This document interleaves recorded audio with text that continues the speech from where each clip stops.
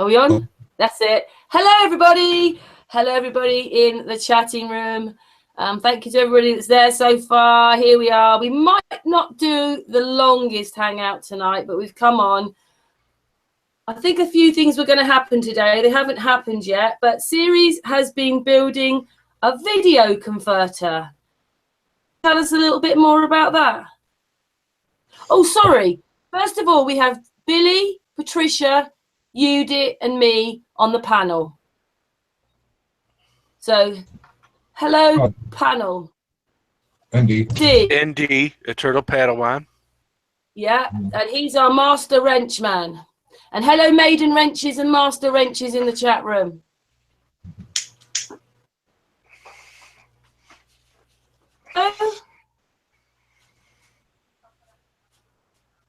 He's busy.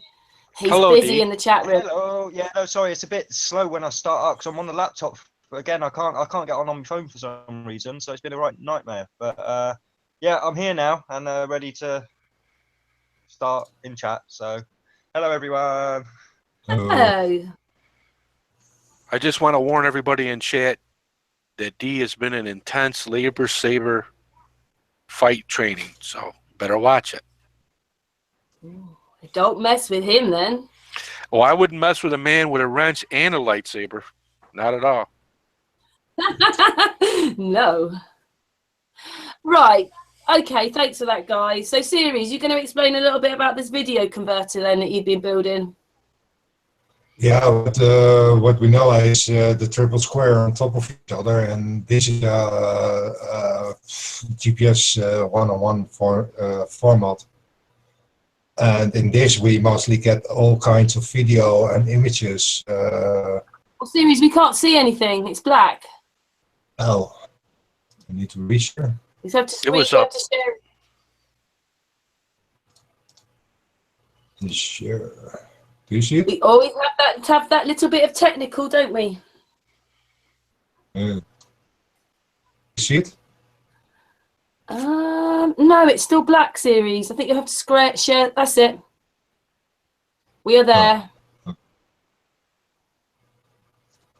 And yeah, these images are just in the GPS one-on-one format, and I'm translating them back to the original format so that we can actually see what truly happens in the north and the south with the winds, for example. In this case, this is a complete video of a complete year, and then you can see patterns turn. In the middle, it's kind of stretched up, and in the top and in the bottom, it's completely compressed, and that you can actually lose a lot of true context of the actual ratio of things. And that's why I'm trying to build a converter to convert videos and images back to the original size so that you can see what it is. But it proves immediately how much data you will lose when you actually transform the original format to the GPS one-on-one. But it restores as well as much as possible for what is left of the data. Yeah. So how long did that take you to do then, Ceres? Just today. Does that mean you can add as many years as you like to it now? Yeah, I practically convert all the videos. It just takes a lot of time to actually upload all the images. I mean, the movie is about, what is it, 12,000 images or so, and all those images be converted. I can definitely see why we get clouds then. We're right in the middle of that path of cloud. Yeah, and I saw already in the bigger image that you actually can see the workings of the pillars. It's that the pillars themselves are the four corners where the winds are coming.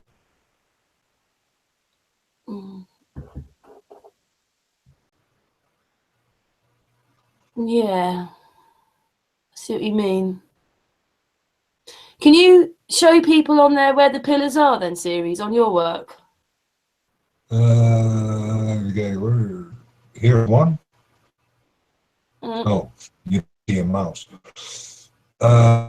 Yeah, practically you divide it in 4 pieces from left to right. You are on the border of the first and on the border of the last. I don't see your cursor, series. Oh, you don't see the cursor. Right, okay.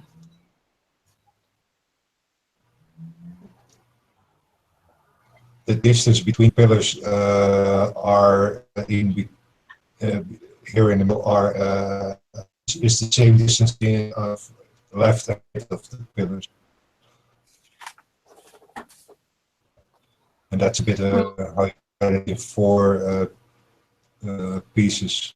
And then the border between the second and the third and the fourth is where the pillars are. Does that explain things better for your work then? Does it, you go, oh yes, I understand, it just fits in with all your work? This is typically actually to see the workings of, for example, the magnetic fields, and in this case also the winds, and probably how the whole electromagnetic effect is overall in several aspects we can look at it. Also the rainfall and on there though, series, it does look like the clouds go one way. Yeah, in the middle it goes to the left, on the edge of that it goes to the right, and on the edge of that it goes to the left again. Or it's kind of standing still sometimes. Can I say something else which isn't really about the clouds? I realised when watching this, if you look at what Antarctica at the bottom, it does look like the land which was Canada, Greenland, Norway and across might have been what Antarctica was, the other side, but of course half of it's gone now because of the flooding.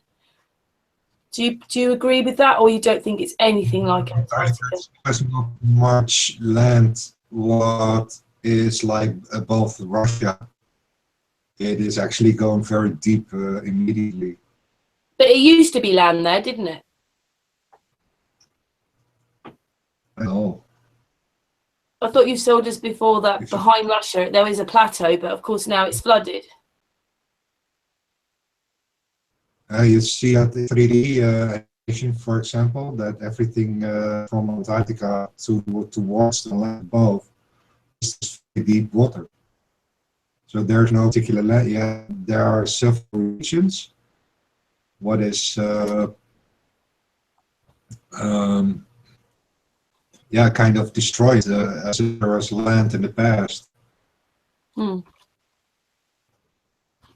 don't think it was anything like Antarctica then? No, Antarctica itself didn't really change much. Okay, I was just asking a question.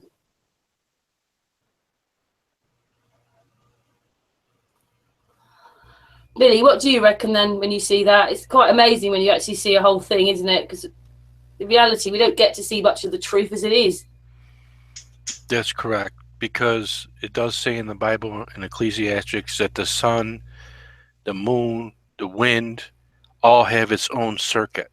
So we're actually seeing the circuits of the winds and how they move across our plane, and that's what keeps the current flowing in the waters. Okay, and it's all done in a looping system from east to west with the stars, sun, and the moon traveling through our electromagnetic toroidal fields. It's time to ditch the disc, the pizza. 4D is reality. I don't know how. I don't know why people are so resistant. Obviously, for the sun to be in multiple locations all over our Earth simultaneously, there can be no other explanation that our sun comes from another dimension that is not in our third dimension that we see. This is how it's in multiple locations all at the same time. It's one sun being portrayed all over the earth in our day and night, well, in our day pattern, and then our moon in our night pattern. So, and our stars. And this is what they've kept hidden. And they don't want you to believe in a creator. They want you to believe in Big Bang, that you evolved from pond scum, and that you're descendants of monkeys.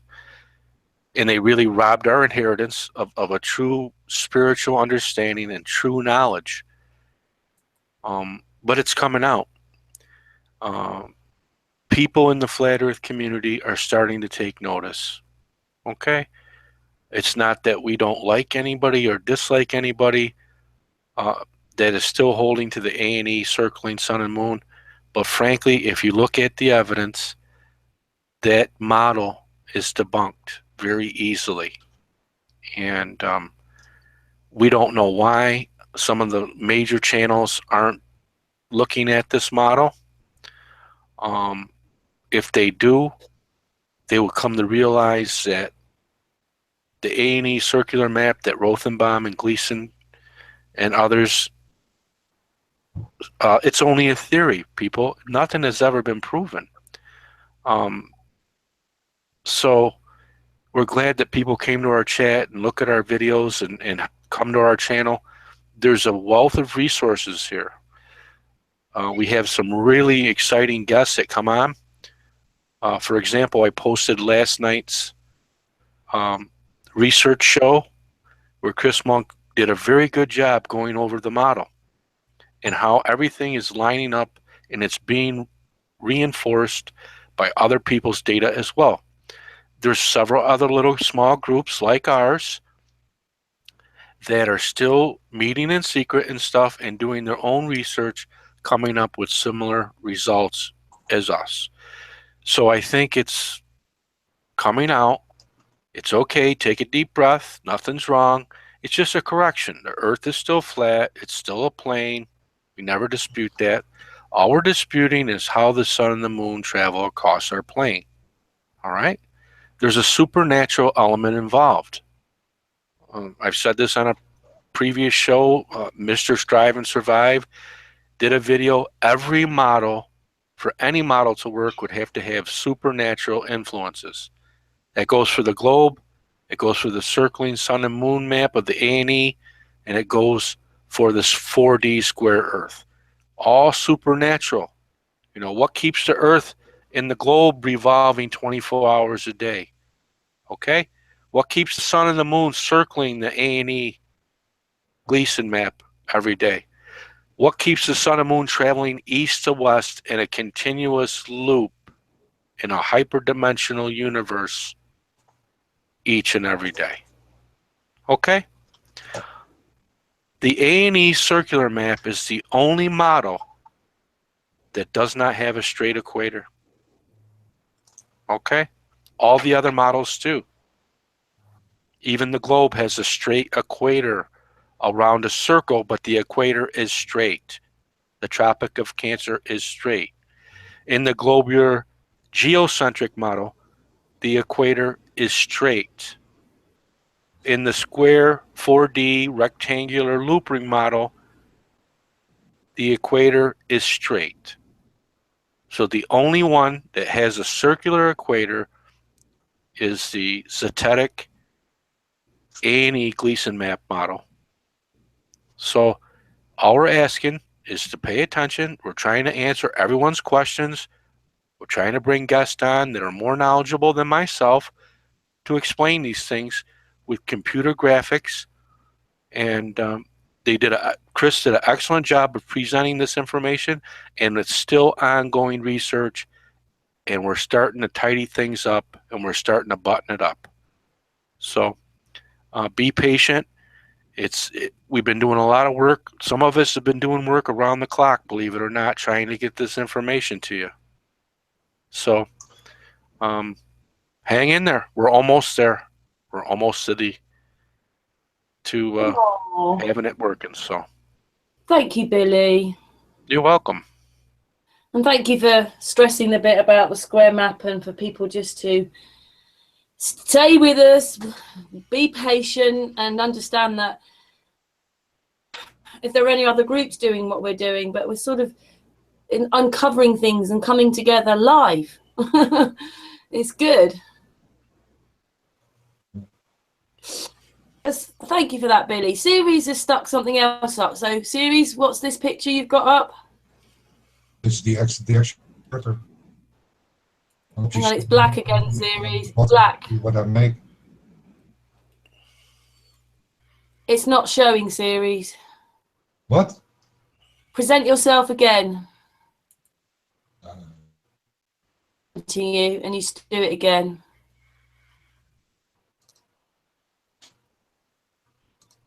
Yeah.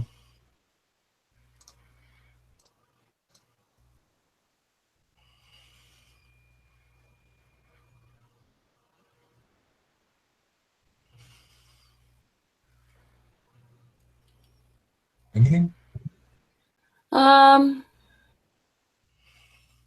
It looks there. That's it. It's there. Right. Yeah, on the top you see the grid image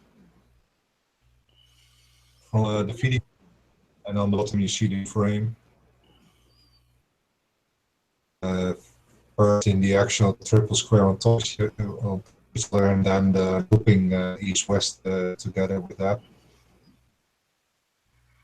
So it becomes a square again.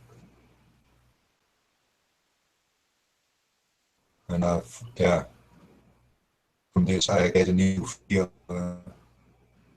later on when I convert. It could take a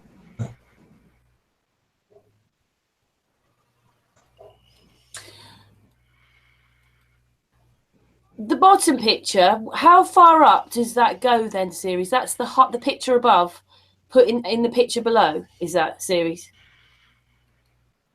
Yeah, the top picture is put here below and then 3 times next to each other. This is X-ray photograph. You've always got to loop it, haven't you? Yeah, it's just otherwise you have a very small image.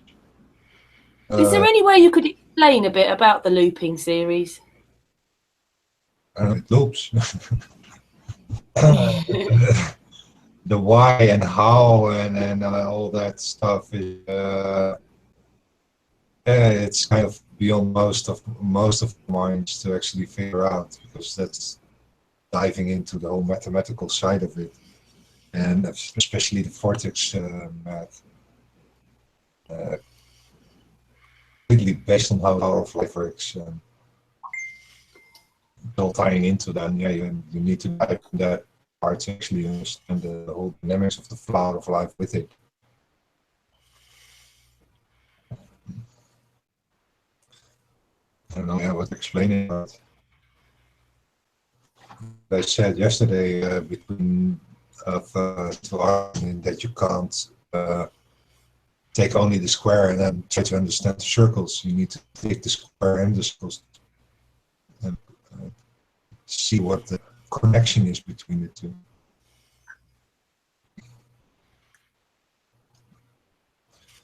And yeah, so far I go in dimensional way in more north and south, but yeah, there is just no data to fit it in. So I'll wait for the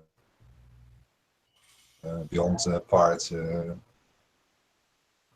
until we actually figure out how it all here works within the square, and then see how we can go beyond. There's another way than the way of logic and what reality is telling us. It's just on us to actually understand what it says.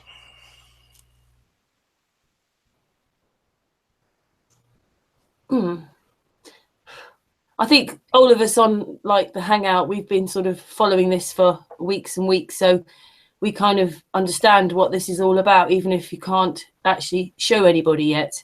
But you do want to do some simulations as best as possible, don't you, Series, to explain it? Yeah, Well, study this particular video is we see what it is for in that particular format, but we actually So I see. should just say that you're not coming So from the live feed. We're just seeing your iSeries. There's no actual. Really? It's showing for us. Yeah, it's showing for us. I can see that, but on the live feed, it's just Series' I. Yeah, it's just Sherry's eye. I just checked. Yep.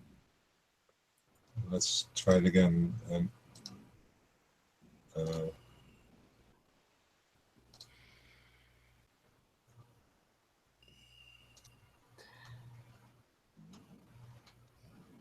I can tell it's not so hot with you, series. You've got a jumper on. It's really warm here. Isn't it, Dee? Patricia, Frankie, it's really warm. Yeah, no, it's absolutely roasting at the moment. Yeah, it's really close. Well, I wish I So had now- that. Been nothing but pouring rain all day. It's just starting to clear up a little bit. So Whoa, we've that's had amazing. severe thunderstorms for the last 3 to 4 days now. Totally flooded out my garden. Again. Whoa, that makes Yeah. a change. You have the rain and we don't.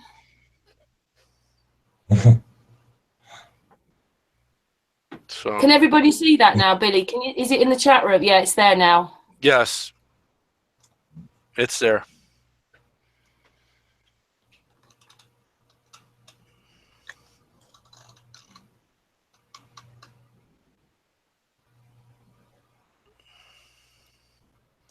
Yeah, you can see the bar above, the dark blue, is a single pixel on the edge of the top image.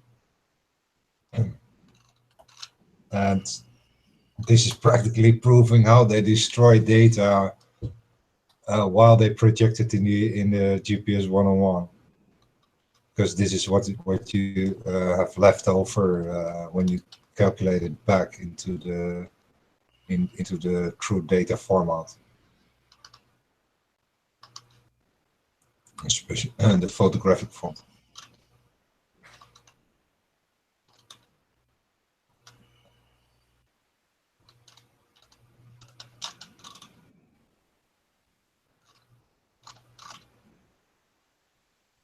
Am I still there? Yeah, and we're listening, series. You were talking.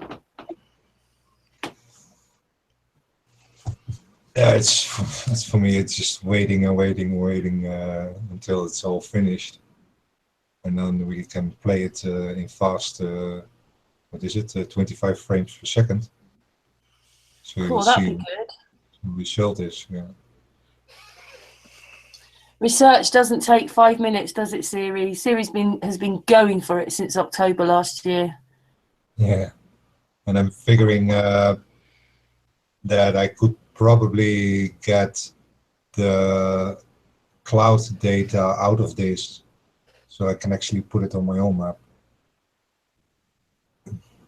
and then filter out the photographic material. What is the background layer in that sense?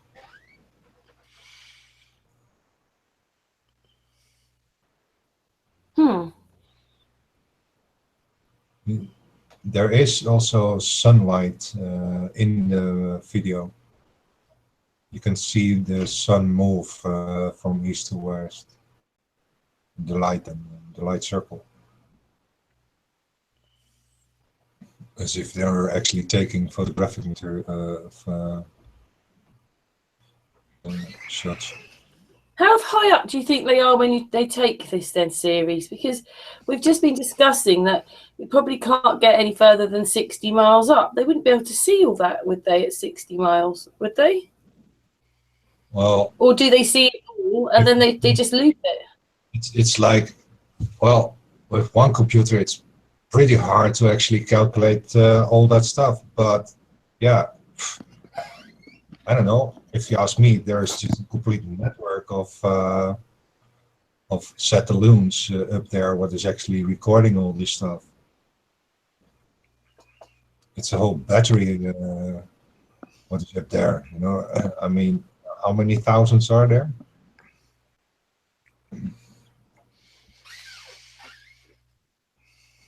It's just not one satellite here to collect this data. There are way more to do this stuff, and then simultaneously over the whole world. You need maybe, what is it, 3 or 4 satellites to do the whole world at once.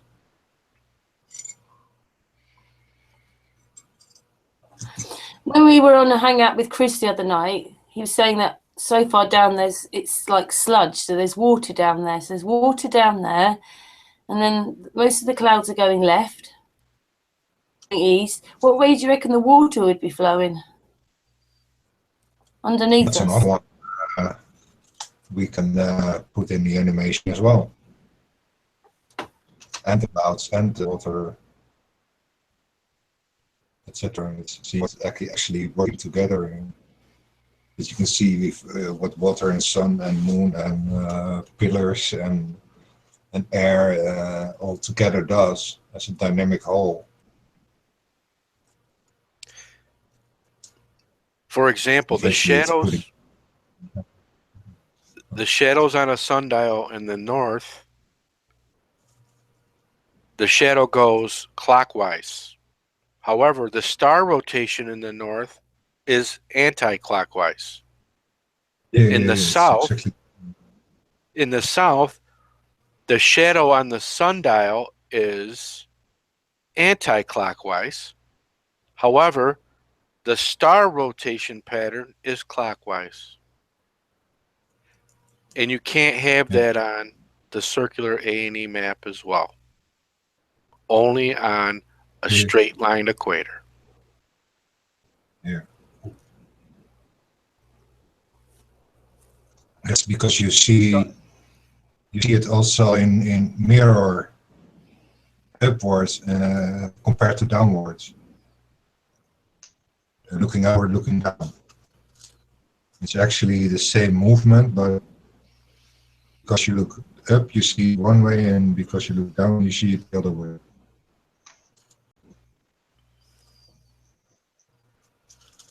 Pretty confusing, I guess, with all the directions and then opposite directions.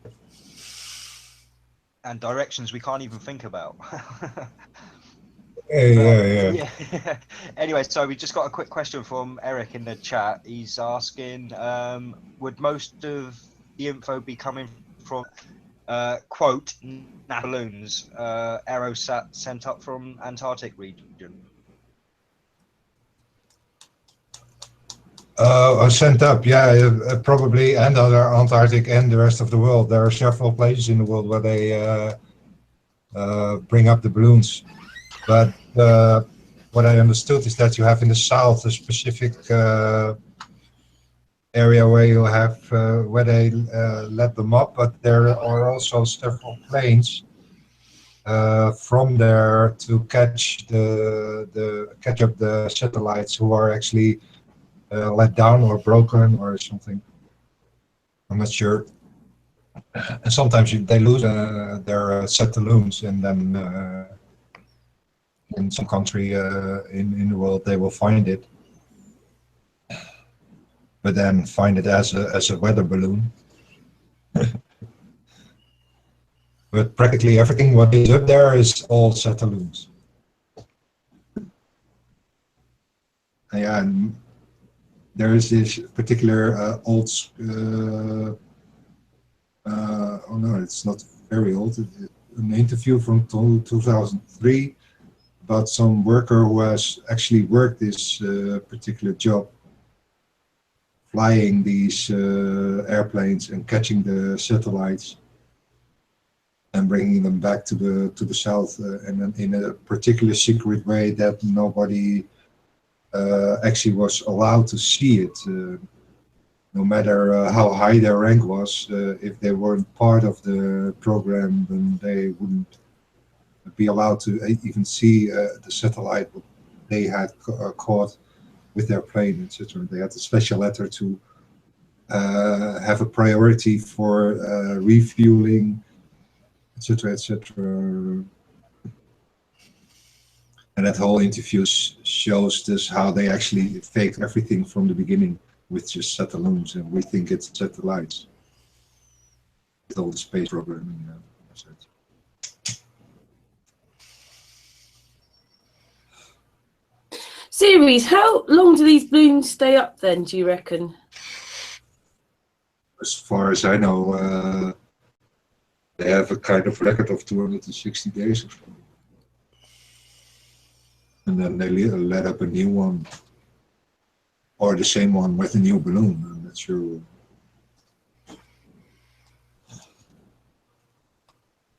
I guess when they catch them up, they're pretty recyclable. So yeah, it's kind of keeping the stuff just up in the air. Next frame.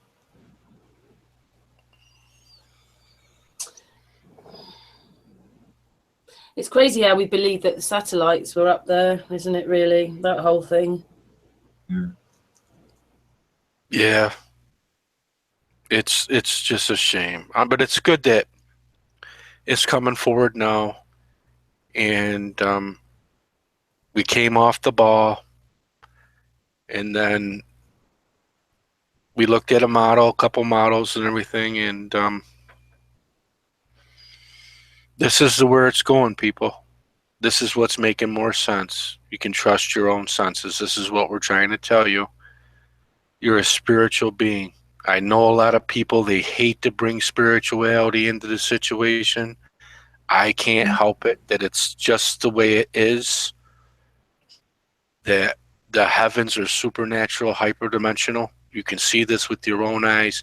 Just think about it. How is that moon, you have a full moon out in my sky during the daytime? Okay, I can see the moon. But somewhere else on the earth, someone has a full moon in the nighttime sky. Think about it. How can that moon be directly over your head where you live and be up in the North Pole right now, or the North Wall, circling supposedly? Or all the way down in Chile, at the tip of Chile, over the people's heads, thousands of miles away. Well, It has nothing to do with perspective or anything like that. yeah, no, Okay. Dave Marsh is in the chat there, Billy, and he's just said he was out looking at the sun, the moon, sorry, the full moon during the day, and he said it was out at 9 o'clock. Now, I was still out at 9:15, and I was looking out for it because I got stuck in the back lanes a bit, and I couldn't see it in my sky, and that was at 9:15. So he's seeing it where he is. I'm further west than him. So, but 15 minutes, Right. it shouldn't be that much difference. I should have been able to see it as well if he could see it, really. Yes, sometimes it is. I have the sun here, Paddy, at 5:30 in the morning. Well, But what's the light happening? comes about. The light comes at 5:30. With the edge of the light. Well, this is good. This is my whole point of bringing this up. These things are probably electromagnetic light frequency projections.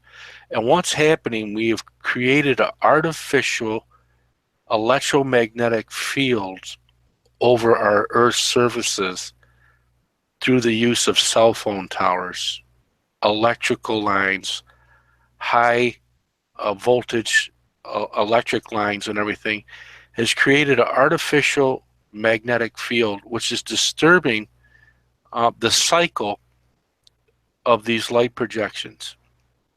We were talking on one panel one night, how could Albuquerque, New Mexico, and Las Vegas, Nevada, that are in the same time zone, have a sun setting 40 minutes difference in time?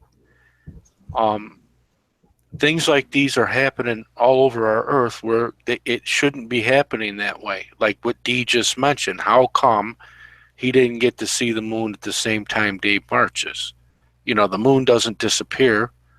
The projections are being distorted, or being delayed, or being hampered from you seeing them. Could possibly, we were talking about the chemtrails that they're trying to artificially, there's a big dispute on this, create a Faraday cage between the firmament barrier and our upper atmosphere, where they can transmit high voltage electricity wirelessly from one location to another. This could be one possibility. This could be warming our atmosphere up to the point, this is where they get the global warming from. Okay? It could be a lot of things that are disturbing the natural flow or the natural looping pattern that we have from east to west. They're doing something. They understand the science well better than we do because they kept it hidden from us. And if they are working on trying to block the sun out, that could be a very dangerous thing. If they are messing with the magnetic fields, we were talking about it, you know, not saying Edgar Cayce had a prophecy, not to put much stock into it, that there would be some kind of polar shift. If they're trying to shift the seasons, let's say there is more land down in the Antarctic region, fertile land, unpolluted, undisturbed land, and they're trying to change it, because you know how these Freemasons are, they always work in the opposite. If they're trying to flip our weather patterns from north to south, they could bring everything crashing down. It's not to say that they might have figured it out scientifically, and that, or they're trying to get rid of spring and fall and just make it winter and summer. Okay, you can see the disturbance in our weather patterns right now. Okay, when's the last time you hit? Well, some places in Britain, you know, you go 2 weeks straight without rain and a nice, beautiful, clear blue skies. That's very seldom around here anymore. We get very little sun. There's definitely a change. It seems like the summers are a lot shorter, and then you go right into winter again, and we're really missing out. So these are things to consider, that they might be trying to do this for, I don't know what the advantage would be. Billy, did you see those pictures I put in Sun and Moon, the clouds that were there this morning? Yes, I saw somebody posted some pink clouds that are happening all over too. Oh, just these really weird clouds, like just going across the sky, right in the path of the sun. Yeah, your localized sun. It's a localized. I'm sure they were harping. You can't mistake harp clouds either. Oh yeah, I feel that I've said before, I went to work in this place a few miles from me, and the moon was there. An hour and a half later, I came out. I had to drive 7 miles before I could see it again. In an hour and a half. So no one 30 miles away is going to see that moon, is there? Are they? No. Yeah.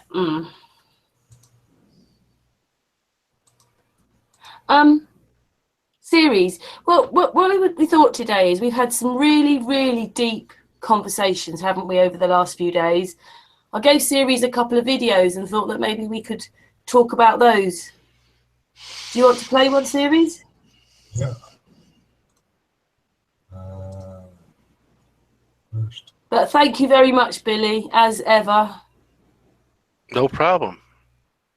Thank you for putting up with me once again. Oh, we have to put up with each other, don't we?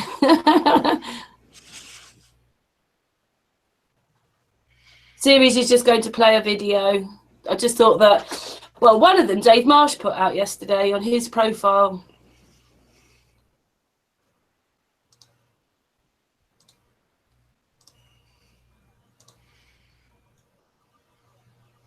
Here we go. Does it show? Yeah, it shows.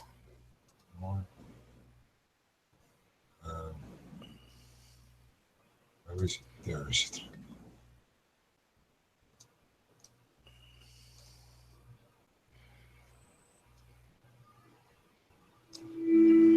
Yeah, it's very early in the morning right now.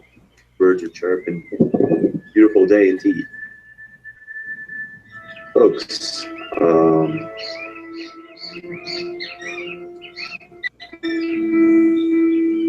You're chirping. Folks, this was never, I'm sorry, I just woke up, but I had a dream, and this is something I have to share with you guys. In no other civilization, in no other time, folks, in human history, have they built and used sand this way, like this, right? Millions and billions of tons of sand are removed from the bottom of the ocean every year to make buildings, iPhones, computers, chairs, silica, plastic, you name it. It's there. Your car, glass, right? Paint. It's all made of sand. You know, they use a lot of sand. Where is all this sand coming from? The bottom of the ocean, because it's a sticky sand. The format of the grain is perfect for cement. And from the desert, it's useless. You can't use sand from the desert because it's refined by the wind. So, and never in human history have we used so much sand. This is part of the New World Order agenda, folks. This is what people are calling Agenda 21. This is part of the water.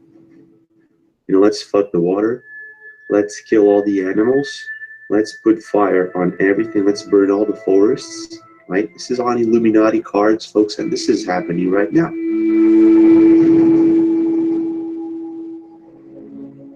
But I waited all this time, you know, all these months to come forward with this, and today I had a dream that I had to talk to you guys about this.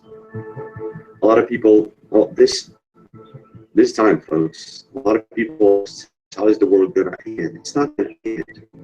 These are the end times, folks, but it's not gonna end. It's just a restart. Water, not fire. That was the first time, right? Noah, rain. Now it's fire, and it's pretty damn hot. I'm in winter time, and I am using no jacket at all. It's really early in the morning. The birds are chirping. You can see the sun's pretty bright. Folks, this is really, really very awkward because, James, what the fuck are you talking about, right? You wanted to know how they're doing this, right? How they're going to make the continents flood, and how they're going to make it look like that we're having the Antarctica and the Arctic ice melting, right? This is a complete lie. It's not melting. It's not going to melt. In some way, global warming is a lie. Appearance of some of the islands off the coast of Indonesia, which have literally vanished.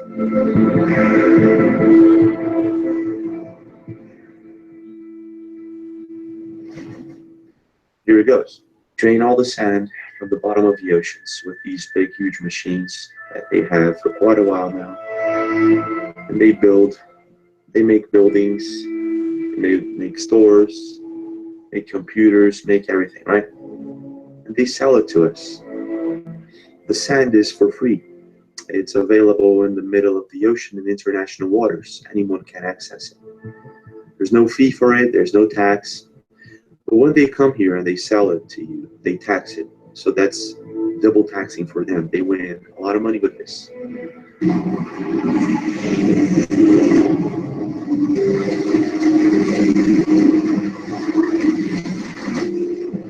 Because of its technical efficiency and low cost, this gray matter has become so vital that it is the dominant building material around the globe.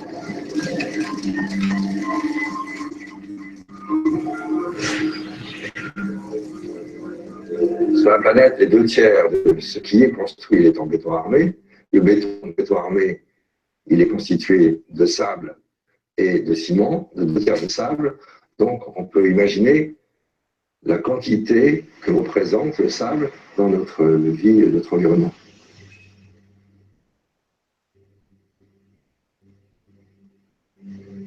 The quantities used are astronomical. To build an average house, it takes 200 tons of sand.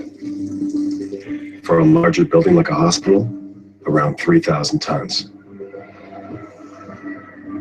Each kilometer of highway devours 30,000 tons. And to build a nuclear plant, the estimate is about 12 million tons.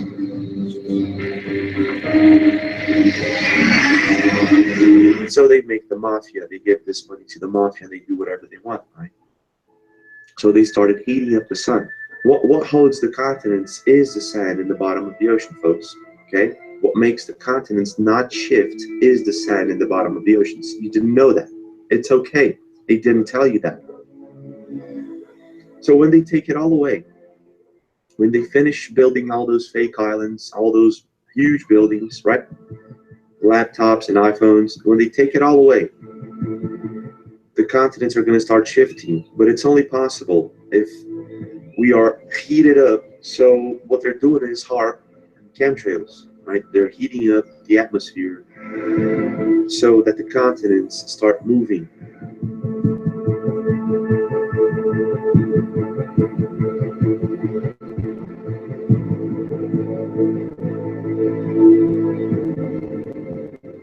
Now what's happening is, before all this goes down, we're going to see a lot of earthquakes and a lot of tsunamis and hurricanes, whatever. Things are going to get weird. People are going to realize why they're not acting normal, right? It's exactly what's happening. Well, a lot of people are relating this to Nibiru and a lot of other stuff. And I'm telling you, step by step, how these rich motherfuckers are doing it. And one of the people I think responsible for this is being held by the CIA right now and interrogated. They want to know exactly what their plans were. Okay? Never in human history have we used so much sand. Have we taken so much sand from the bottom of the ocean? It's completely gone, folks. These animals, folks, are seen that's stranded on the beach, like whales and whatnots. These are not animals just losing their compass. They're magnetic compasses, you know, or running away from oil leaks or radiation. These are animals that were in the bottom of the ocean resting. And suddenly comes a huge machine sucking all the sand, and it sucks them away. They start running away. They don't know where to go. Well, think, why would they want to shift the continents? Right? Why would they want to try to melt the ice caps? See you later.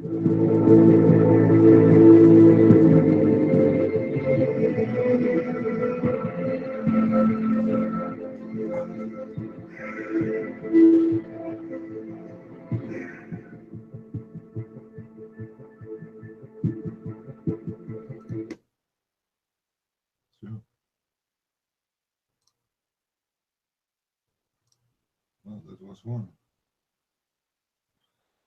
Pretty interesting.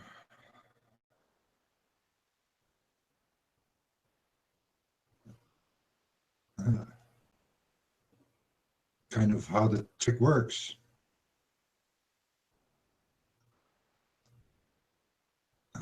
Everybody is muted here, except me.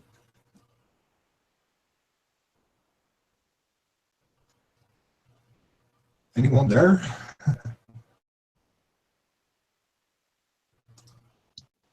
I'm here. I had my. I was talking. You muted. I was talking and my mic was muted. I apologize. Me too.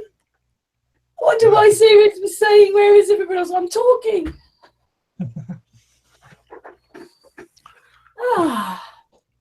So Billy, what did you make of that then? Well, it was sort of, I didn't see it before. Well, I don't think that guy, he has too much good of a reputation, but that was pretty good on what he displayed there. Yeah, we were sort of just talking about that right before. They're trying to do something. Something might happen. That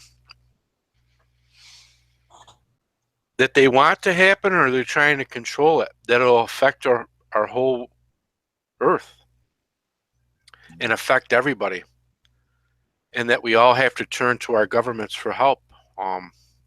That way they can't blame it on anybody, you know. that this country did it, this country. It's a collective thing that they're trying to push. They're in on it together, people. Because if they all over the earth, they say globe, global, global, over and over and over, all these government leaders, they're all in on the con to keep us hidden from ourselves. Because once we figured it out, we don't need them. Enough is enough. We'll live on our own. What are you going to do? You know, it's sadly now that they have armies and a police force, you know, and they knew that this enlightenment was going to come out, and or they let it out. They let out the flat earth, and they're trying to control it for whatever reason. But the thing is, it's not working because, you know, people are starting to critically think for a change and not just trust the television. You know, my parents got a television when I was very young, and I sat. How many hours of each of us spent watching television programming? They programmed our mind like a computer because our mind is stronger than the computer. The year on the addict. To keep us from the TV and actually shove us out of the door, so go play, do something, instead of only watching the screen. Right. Very grateful for that. Yeah, and this is why there's such an obesity problem all over the world. It's where the advertising gets pushed down your throat. It's where all the hoaxes and false flags and false information, and you know, it's nothing but fear porn. You know, we're going to go to World War III at any moment. They're not going to do nothing. It's a bunch of scare tactics. Yeah. I'm from Missouri. Show me. They ain't got nothing. They really don't. You know what cracks me up? They show this drone footage of them bombing facilities. Look how grainy the photography is. You could take better pictures with an iPhone than what our government shows us that they're actually doing. At first, you know, I trusted them, and we all did. I mean, we trusted the history. We trusted the science. We trusted them a little too much. We never double-checked to see if they were telling the truth. And man, when we did, we found out they've been nothing but lying to all of us. Just in the United States is the biggest culprit of them all. Yeah. Right here, where the United Nations headquarters is, where we lied to the world about NASA and the moon landings, and just absolutely insane what they've done to us. In a form, that lie and trickery is a form of witchcraft, believe it or not. They've witched you. They've witched your mind. And they use supernatural means, and maybe they're in communication with interdimensional beings. That could be true. Where do demons come from? The angels and souls and spirits. It's not so far-fetched, people. They have to reside somewhere. They reside in a dimension, and they can interact with our third dimension that we see. Because we're not third dimensional. We're hyperdimensional. More than 3. And that's been kept hidden from you. And they use this witchcraft and demonology to their advantage to keep you in the dark. The Bible references that we wrestle not against flesh and blood, but powers and principalities and wickedness in high places. I mean, whether you believe in it or not, it was written in a book. Whether you believe the book or not, I'm not trying to convince anybody to. All I am is quoting a book. That's all. But if it is true, then there you have it.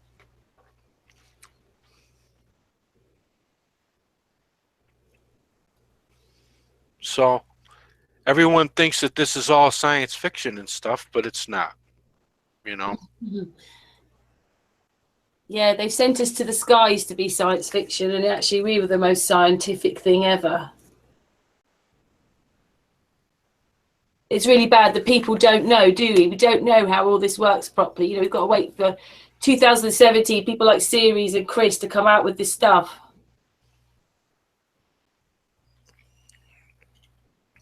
Actually do this stuff. Yeah. Your stuff, your research, you know, which is nothing like we've been taught, is it? Absolutely. Yeah, in that sense, the further away someone is removed from the truth, the longer it will take them to get back to it. And I guess that just being always close to it wasn't that long journey for me. And I see many who have a very long journey for their to get back to it. So deeply indoctrinated into the program that they became the program and no longer are themselves. And even reaching them on the level that you actually touch the core self, it's unreachable.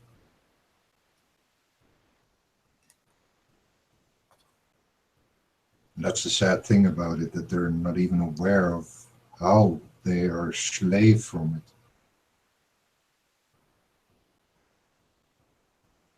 Mm. The need to belong, you know, instead of the need to be.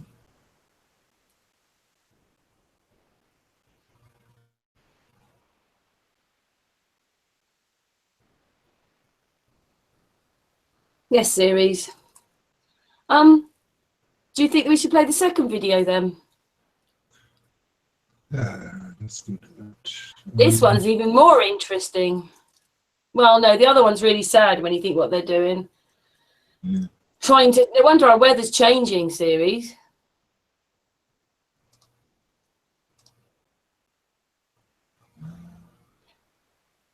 Right. Billy, can you see that in the chat room? Not yet. There you go. I can see it now.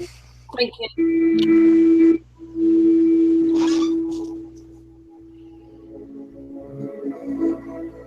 Hey YouTube, this is James Looper with the Gospel Channel. Thank you very much for being here with us. A subscriber of ours sent us a lot of pictures of what's supposed to be Antarctica right now. And what you have to do is go on to Google Earth, zoom in, right in the center of Antarctica, and you'll get, if you go into Street View, you get what this person is seeing right now.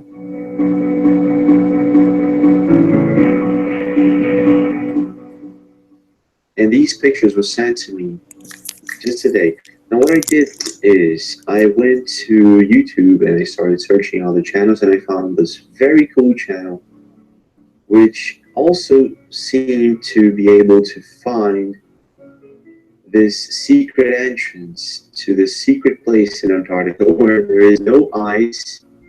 It seems to be like Switzerland. I don't know, it's a perfect place, full of mountains and trees. It's beautiful.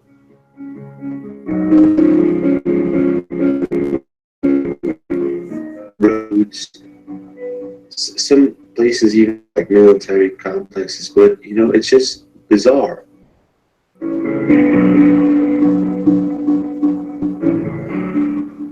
It's not the Antarctica we imagined. Now, the most weird part is if you Google Antarctica, you get this icy continent, freezing icy continent. How come if you zoom in the center, in the middle of Antarctica, right in the center of the magnetic South Pole, you get this beautiful, non-icy place. This is astonishing, folks. There is even a city. There is even a city.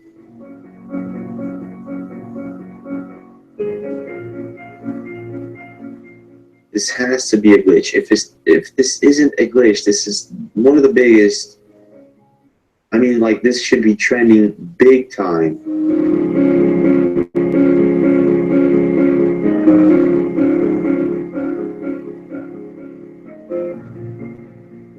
If this is not a glitch.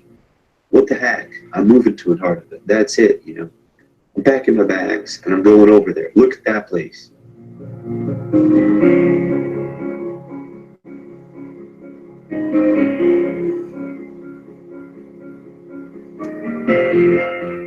Like, that's beautiful. Untouched land, lakes, trees, mountains.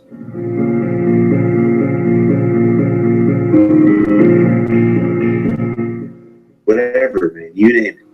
The more mysteries lie, a lot of things could be found there.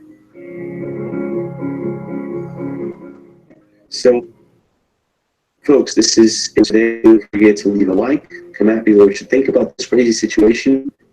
If you are able to download Earth, try to record your screen, send a video over to thatimpossiblechannel@gmail.com. If you're able to Google Earth and use Street View Instagram. If you're in this secret place, send an email to us with pictures or videos. I'll be waiting for you. Thank you very much for being here, and I'll see you again.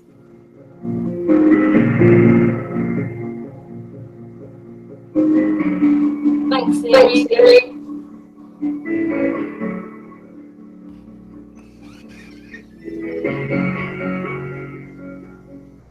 Dus een hele... It's got a bit longer.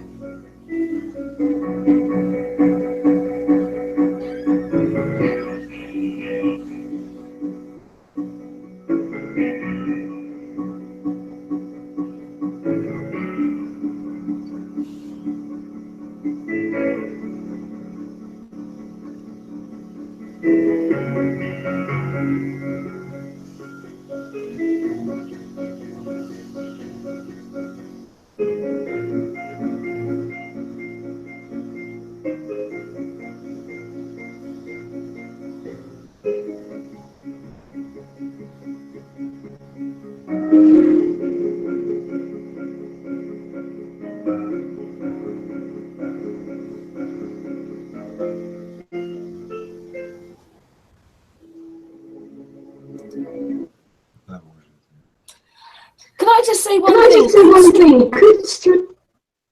Oh, there's a bit of feedback there. Oh, it's gone now. It's gone now. No, it's still there. Could Google Maps get that low? You know, we're in someone's back garden there.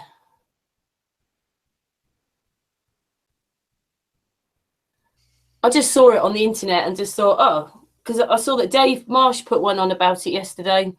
So I just thought, well, what's that then? But could Street Maps get that low into someone's garden, do you think? I don't know. I don't know about there, but I was looking at Street Maps when I was looking for new places when I was moving, and yeah, they certainly were down at Roadview and looking into people's gardens. So, but that looked like a view from somebody's house to me. So I think that image has been spliced in. I don't think that's a real video myself, but that's just me. Do you think all of that's fake, D? Yeah. So it doesn't work on normal Google. Chris has joined us. Hello, Chris. Good evening, afternoon, morning, or wherever you are. Yeah. I just thought it was because I didn't think you were going to come onto the Hangout, but we sent you the link. So I picked these videos. They were just something completely different. One was about how they take how much sand they're taking out of the sea, and then that one was about when you zoom in on street maps, you get to see towns and fields and houses and roads and but Dee thinks it's fake. What do you reckon then? That video there, yeah, I just watched maybe the last 2 or 3 minutes of it. Yeah, it looks fake to me. Yeah. Fake. Billy? Fake. Yes, it's not on Google Earth itself. You did, Patricia? I don't know if the images are fake, but I know when it recently the Donald Trump or somebody important went over to Antarctica, and apparently there's a Masons lodge there. So I think that's probably why they're keeping us away, not because, you know, it's too cold to fly over it and all this lot. I think there's a lot more going on there than we actually know. And I think that, I don't know how fake that video is or anything, but I think if anything, we should research it ourselves just to make sure. Well, if there is unidentified flying objects, high military, governmental, I don't want to call them spacecraft, flying disc, or flying planes, or whatever they are, they would be doing all their testing, research, and everything in the sky down there in secrecy, where people can't, in low populated areas, if there is such a thing. And if they do try to, you know, it's been rumored, I'm not trying to, everyone's probably aware of it, that they've talked about doing a fake alien invasion at some point in time. This could be what they're doing down there. And like I said, all of our governments are in cahoots together. I mean, you know, we're going to kill each other, bomb this, bomb that, World War III. It's all smoke and mirrors. Okay? They're the best of buddies. Believe me. And they just do this as a strategy to keep the people in line, to keep them under fear, constant fear. They play with your emotions. It's all about your emotions because they don't want you to think critically. They don't want you to look up in your sky and go, man, that sun's awful close. How could that sun be 93 million? See, they don't want you looking up. They want you looking down at your iPad, your smartphone, your computer screen. Okay, they don't want you to pay attention. And you have seen these things with your own eyes your entire life. And you're meant to not believe what you see. And the whole thing with Admiral Byrd and Moreland, I think I would agree with Ceres. Everyone's talking. Everybody's focused on the South and Antarctica. Why don't we go north? The Antarctica and the whole South is a diversion. Okay, they want you focused. Somebody in our group was saying that today, weren't they? Let's just go north now. Let's sail. That's what I mean. Let's just go north. Myself, I'm not in the line with Quasi there, and there could be other channels, other lakes. Arwen was talking about that. There's something going on, and they want you looking south when we should be looking north. See, maybe all that down south is a distraction, and everything. Maybe it's just the opposite of what I said. Maybe all the secret military aircraft, governmental aircraft, and everything is happening up north, and they got you thinking it's all down south. I don't know. But it's coming out. The north isn't like what they told us, is it, anyway? No, not at all. Because if it was a circle-centric map, a concentric circle map, there is no land up north. That's it. Everybody heads to the middle of a circle, and you're stuck in the center of a circle. Where I believe that there is no such thing, and there's plenty of land up north, plenty of land down south. It would be more feasible from them if they're doing mining, resource mining, and stuff up north versus the south. They might be doing oil exploration and drilling and mining of minerals. It might be all going up north because most of the action is happening north of the equator. It's just something to think about. Yes. Series will agree with you on that one, won't you, Series? Yeah, there's a lot more to explore at least. Somewhere I found also kind of coordinate where probably kind of gate through the ice is towards more north. Somewhere on the right top of the Russia.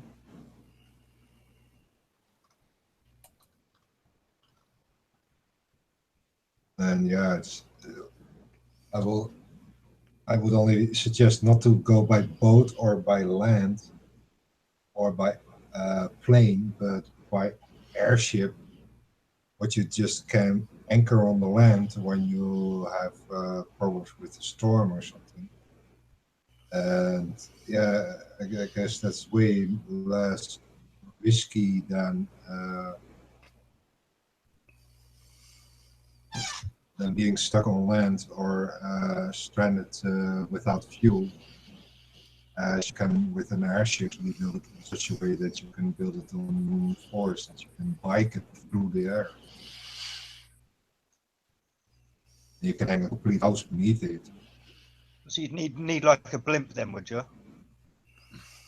You know, like you see in the old World War II movies. Yeah. Yeah, that'd be pretty cool actually. Yeah, Zeppelin. Was it that dirigible or something they called it? One or maybe a triple one because you can hang more weight. No.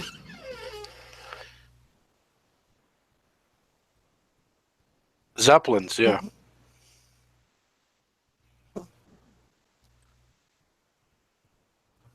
What? Go in those kind of things? Go in a Zeppelin or go in something else? Yeah, Zeppelin. I mean, we can build anything from it. It's just a floating ship, an airship. Instead of depending on fuel to keep in the air, yeah, or on a barrier where you can't go through, so you have to go over land or over ice. But yeah, and then in the case of a storm, you can actually anchor your ship to the land and endure the storm till it gets over, and then you can go on further to north.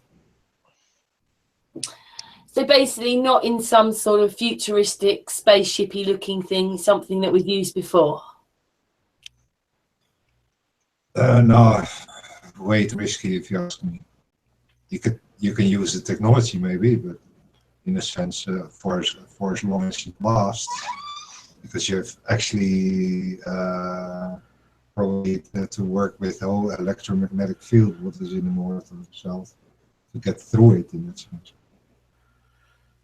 Yeah, I don't think I think technology is a downfall. It's like in the book Beyond the Poles and stuff. They only make it, I think, because they're in a wooden ship with very few what do you call it? Very few metal like bits. Because when they start getting close to the pole, the nails start coming out of the boards and all sorts. Is that the same book, or am I mixing that up with something else? No. It's probably the same. You could actually build a complete wooden building below the Zeppelin. Same as what they told about the story about ships going north with the magnetic mountain, and that they actually needed wooden nails to be able to sail to it. Otherwise, the nails would be pulled out of the ship. The ship would fall out of each other. You see, when we were in school, they wanted you to read Romeo and Juliet when you should have been reading a book, World Beyond the Poles. See? You should have been reading something. See, they diverted they told us what to read, what to watch, what to think, how to learn. You know, how to obey authority, that this person, that person, they have guided our every step, and we're finally breaking free due to the internet. But they knew that this would happen. And now they're tainting the internet, you know, just like we just watched that footage. Let's look down south. Let's look down south. How many flat earthers are talking about let's look up north? Let's look up north. Even within the flat earth community. It's all about down south, and you know. If it's true, world beyond the poles, then that would debunk the ANA circular map.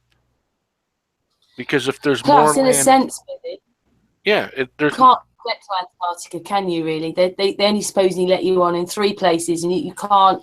You know, knowing now that it's that wide and that big, you can't get to it. But in a sense, if the military aren't guarding it, you could start going up north. You could. exactly. Yeah, but surely on Sirius's map, Antarctica is just as big as the Arctic.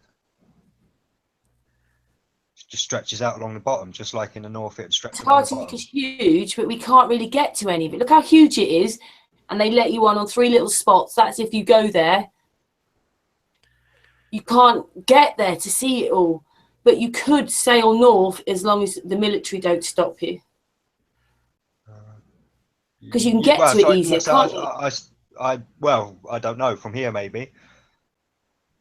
Yeah. If you're down south, it might be easier to go south. But I'm not saying you should go south. I'm just saying, like, I don't see why there'd be any more trouble going south than there would north. Well, for number one, we're a lot closer to the north. We're north of the equator, all of us. Well, most of us. Yeah, no, unless that's you're in what I mean. Australia. Most of us are closer to the north, I know, but I'm just saying, I don't see, like I said, on Sirius's map, the south is just as big as the north. It's not like the A&E map where the south is. You don't hear of anybody really sailing there, do you, Dee? If it's that easy to get to Antarctica, how come we haven't heard of loads of people saying they got there? Because we all know they're not allowed there. Maybe they feared us so much that we probably could go north, because how could they watch all of it? But they've sort of said we can't, so we believe them when we can't. I mean, don't get me wrong. I'm saying we go north. I'm just saying it's just as easy to go south as it is north. That's my only point. Yeah. I think so, wouldn't you? But you don't hear all these stories, like I said, of people saying they've got there and it's wonderful, it's holiday, it's sending a postcard. You never hear of anybody getting there. And we had a guy that went, didn't we, a couple of years ago, and just the day before he finished it all, he died. That was great. So we never got to find out if he really did get somewhere. Well, you got Doomweaver 2007, who was just mentioned in the chat earlier. A guy called Robert, I think his real name is, and he spent a while. Yeah, that's right. He spent a while down in Antarctica. So there are people who have been there.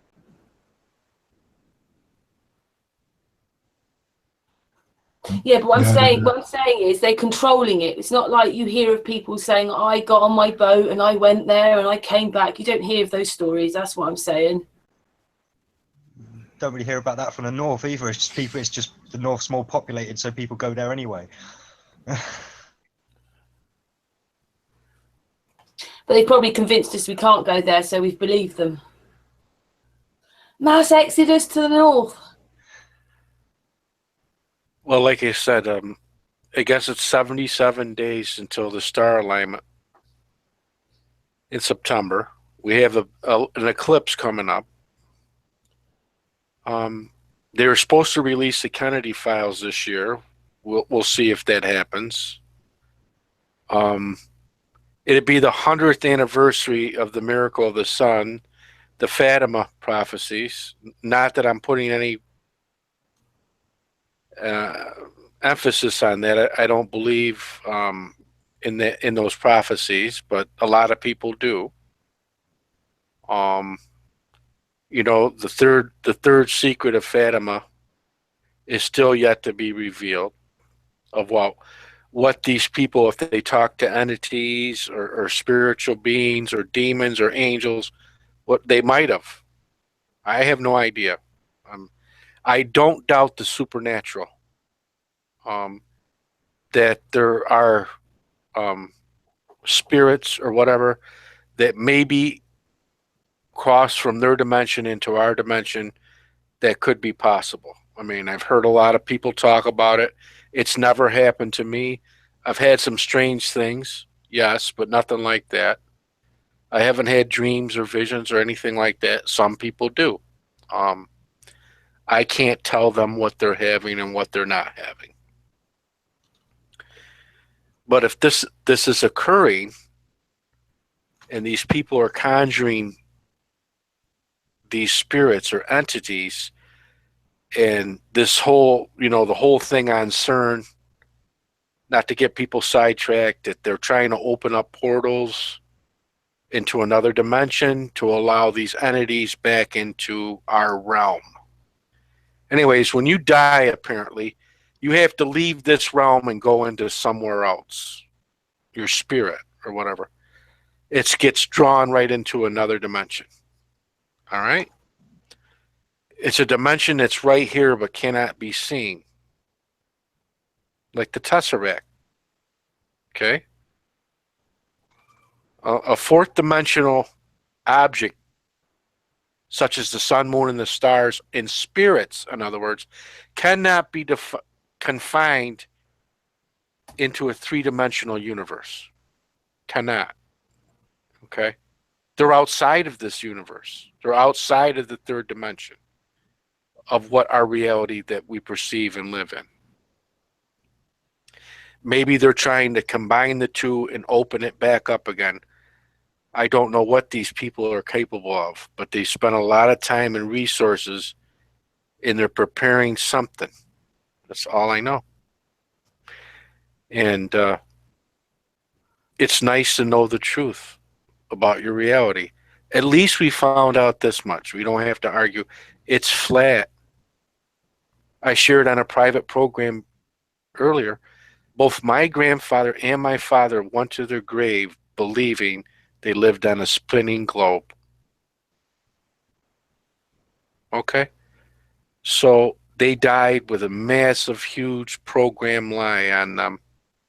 And they worked, and the system worked them both right into the ground. At least by knowing that the earth is flat, a lot of people go, what makes a difference? When you're out trying to talk to people, what really makes a difference what the shape of the earth is? Well, it makes a big difference. Makes a real big difference. Wouldn't you want to know? Sure you would. Because they have gone out of your way to keep the truth hidden, to tell you just the opposite. So it must make a big difference to them. Because they could have faked this moon landing on a flat earth. They could have faked all that stuff. They didn't have to make the earth round and heliocentric and show you all this CGI and stuff. They did that deliberately. Okay? They could have faked it either way. So it makes a difference to them. And if it makes a difference to them, it should make a difference to you. Don't believe the lie anymore. And this is what we're trying to do with the 4D model. Take a look at it. Think about it. Rationally. Think about the other models that are presented. That's all we're asking. We're not trying to start trouble. I've been getting a little heat lately.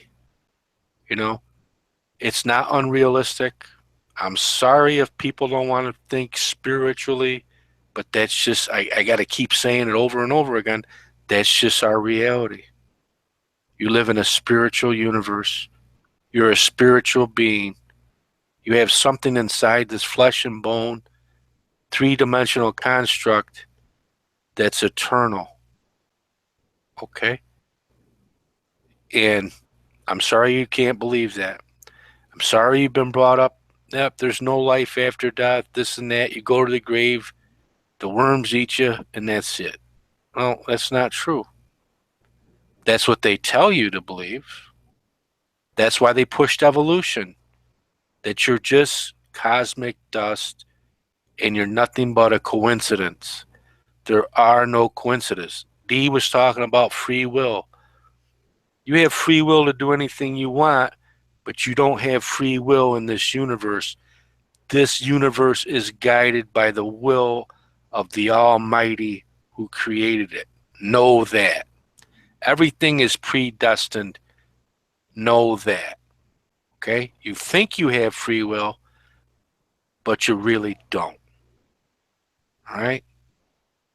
So, just think about these things, people. We're not a religion. We're not faith-based or anything. We respect all people's opinions, all personalities, as long as they're respectful, and we all can learn from one another. We need to get along. That's all we're asking. Give us a shot. Let Series put his model forward. We're working on it. Chris and Series have been working very hard. We're almost there. Other people as well. There's other people seeing it within the Flat Earth community. It's just not our group.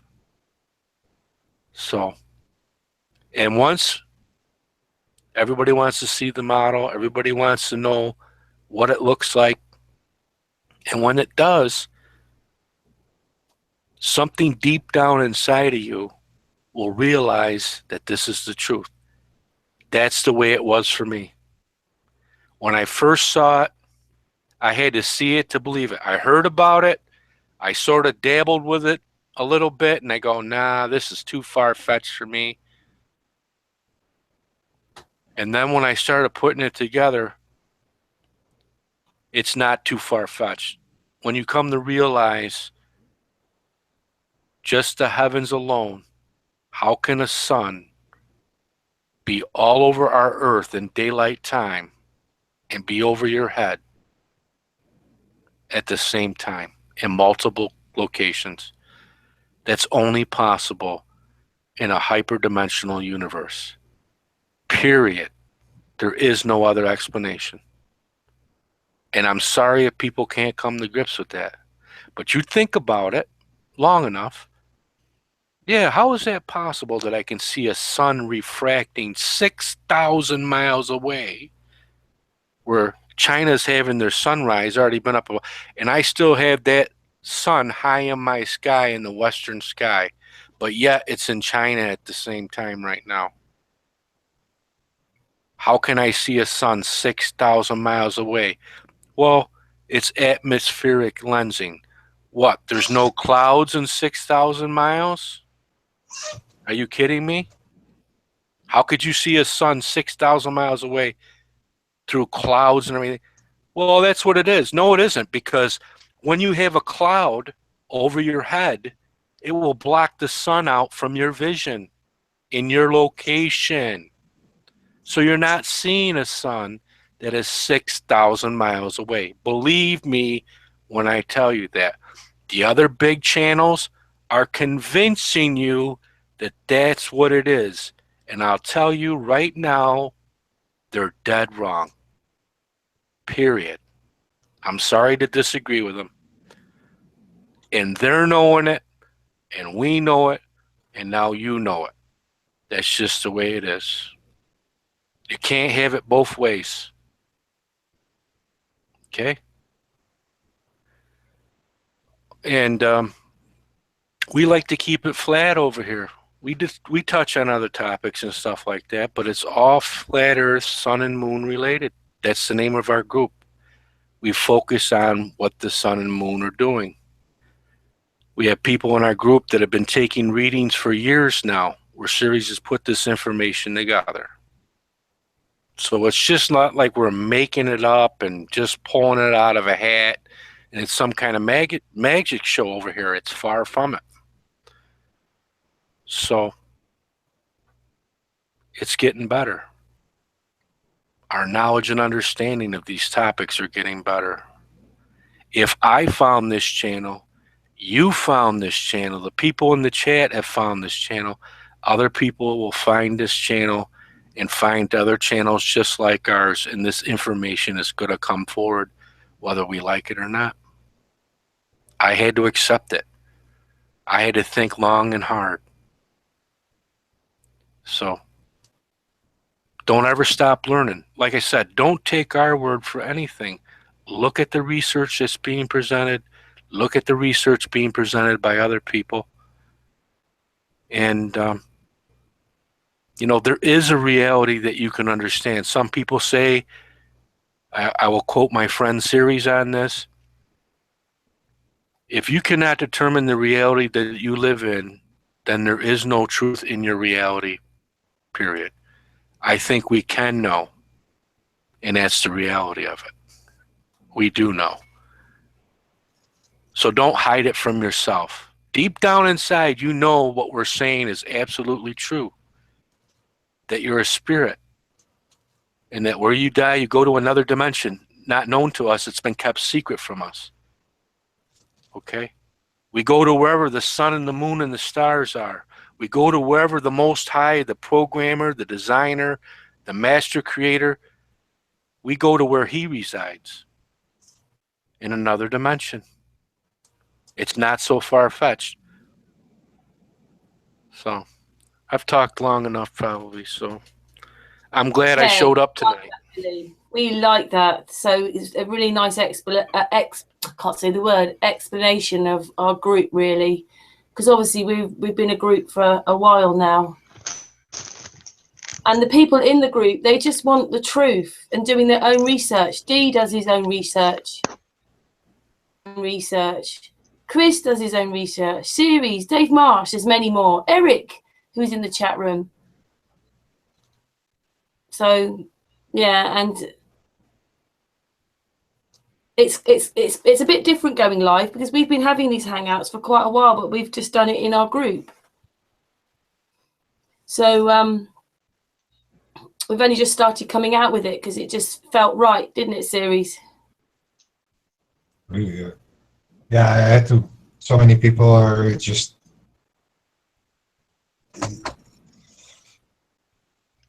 looking for, and so led by the opposition with the circle.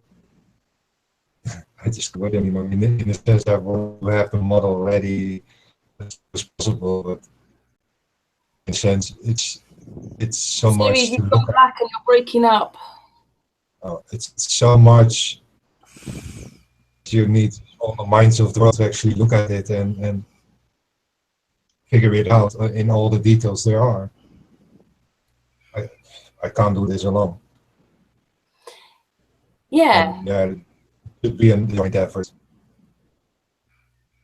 Now, Ceres. Yes. So, I mean, anyone out there in chat who thinks they might be able to help out Ceres, please try and get in touch. I know Chris is being a great help at the moment.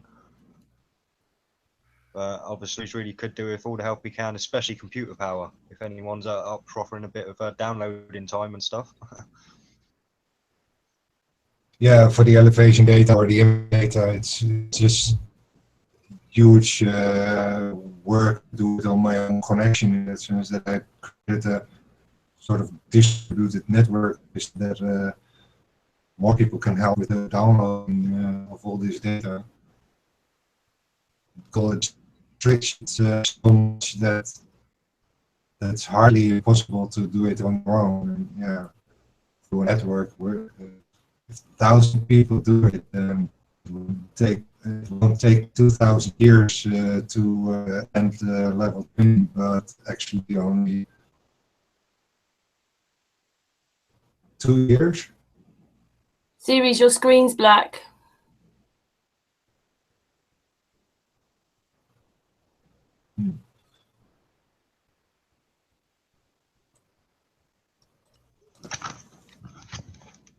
Yeah, no. People in the chat are already offering some help. You got and asking what exactly help you need and stuff. So, I mean, ideally, if people in the chat, if you're on Facebook, name in a second. If you look for me on Facebook, and I can get you into the Sun and Moon group, and from there it will probably be a lot easier for Ceres to explain things. And also, so it'd be easier for him to communicate in order, because he's actually got his own website, and he'd have to get you joined to that website. You basically go in and you use your computer power to download information, basically. So, and it adds to his stuff on his website. Ceres will probably be able to explain it a lot better, but yeah, like I say, if you reach out to me on Facebook or Karen Pettit, obviously, Karen, that's her name on Facebook as well. So either of us out, and yeah, we'll get you in the Sun and Moon group and move from there. Thanks, Dee. No, that's okay. Yeah, basically Google Maps is the leak of data, and the only way to get it is through your browser.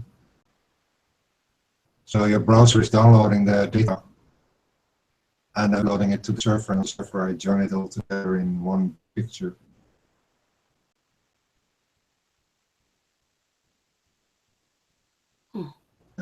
Pixel by pixel, actually, or image by image.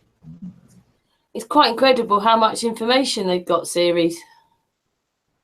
Yeah, it's billions of data points which you can store, and I'm actually reducing it in size, for example, for the images. Instead of that you have 265 by 265 pixels, you have 16 by 6 pixels left from that particular image. Makes that image sharp. So you have a bigger picture of what is a very sharp image. You look at Google Earth or Google Maps API, then you get only blurry images. You never really see detail. And I'm creating a better view with way sharper images. Chris has been a bit quiet. Chris, are you there?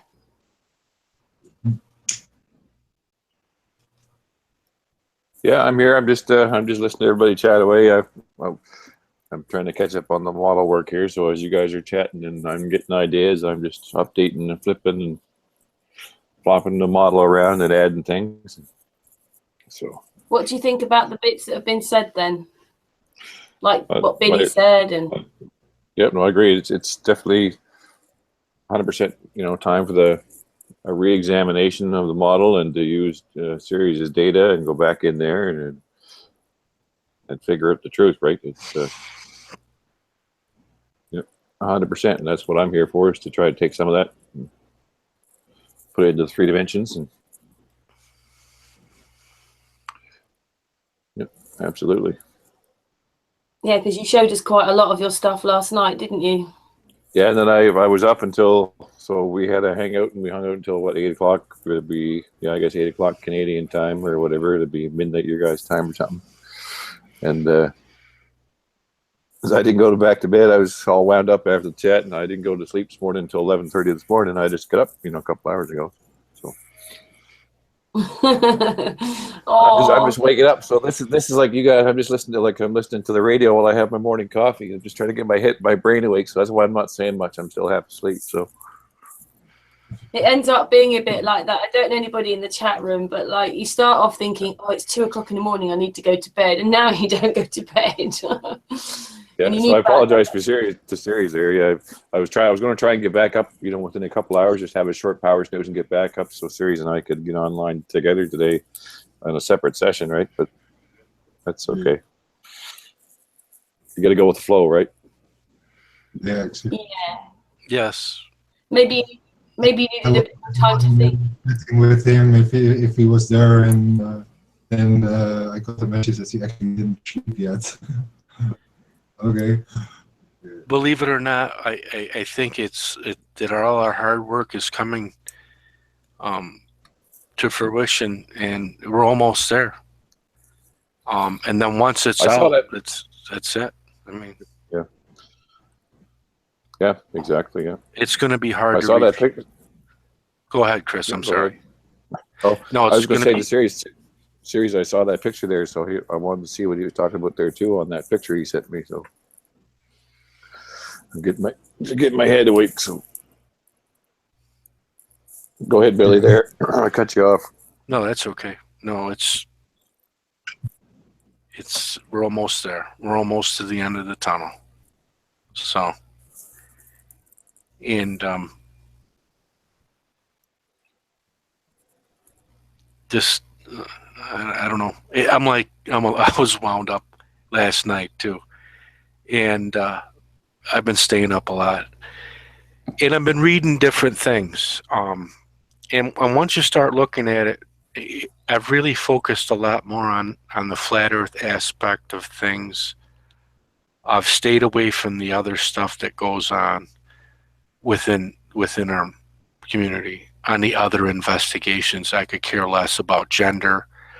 I could care less about, I mean, I do care about these hoaxes that are being perpetrated, but I don't care how they're done, why they're done, and you know, spend a lot of time on reviewing videos of other, I used to spend a lot of time on, you know, so this has been my focus lately. Listening to what others peoples have refuted certain things and looked at what they've said. That's why I try to be nice to all these people, Globers, Cell Earthers, Concave. They all have a little bit. I always learn a little bit from them and check out the information that they give me.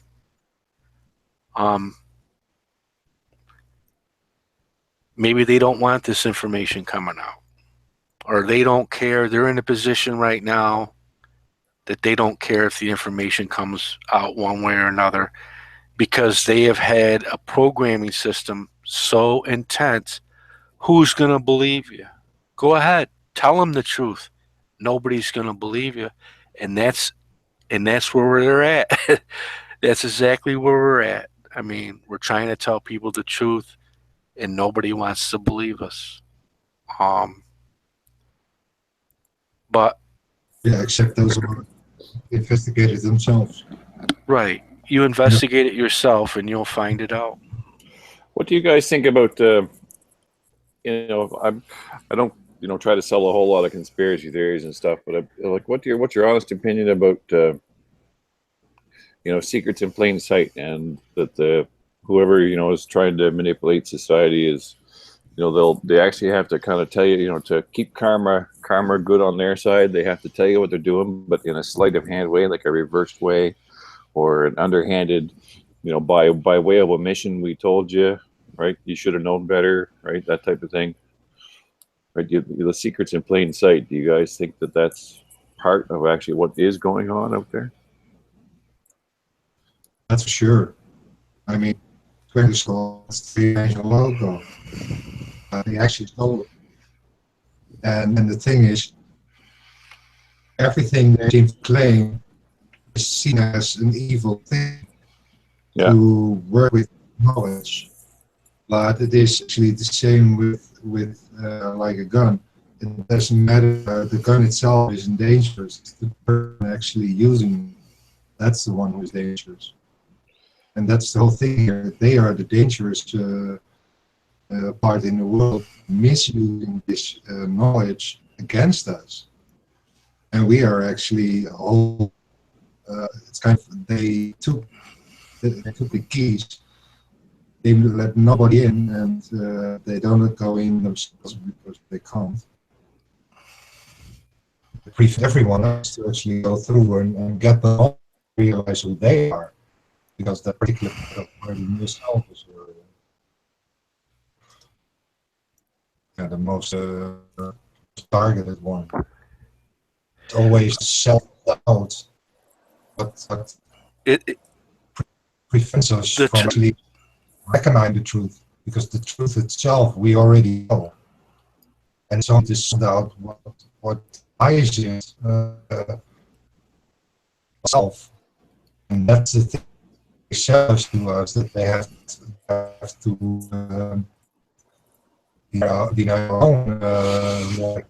our own core intuition, etc.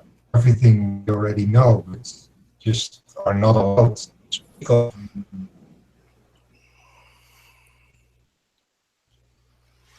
Yeah, they call it the revelation. They call it the revelation of the method. It's an occult form of mind control. Yeah, the backhanded behind the veil. Yeah. Right. So just on that note, there's something kind of, you know, you ever get those coincidences? So last night, before I went I was up late working on this and everything, and I was downloading bringing Sirius's map into the model I was trying to modify after a discussion, right? Because Armin had some good points, and I wanted to modify it to see, you know, the cube thing and different ideas, right? So I'm going going to share my screen there just to give you guys a quick. This is in progress, so it's not finished, right? I'm just kind of modifying it here today. But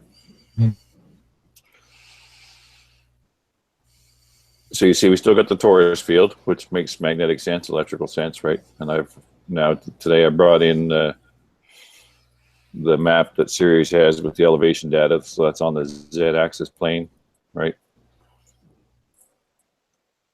And basically the moon would be following the inner field, and then the sun's on the outer field, so we can get eclipses, right? So I've got it that far in that three-dimensional sense. Now if I look at it from the front, right, we still get the flower of life construct from the front. And from the top is, if you look at that from the top, you end up with what they call, I'll go Google it after, but it's the squatting man. In the Nazca lines, the squatting man that the natives carved into the soils and made all the carvings of in New Mexico and the southern continents there. I can see that in there, right, with two circles and then the arms up and the arms down, right? So that would be a plasma vortex or a plasma Z pinch.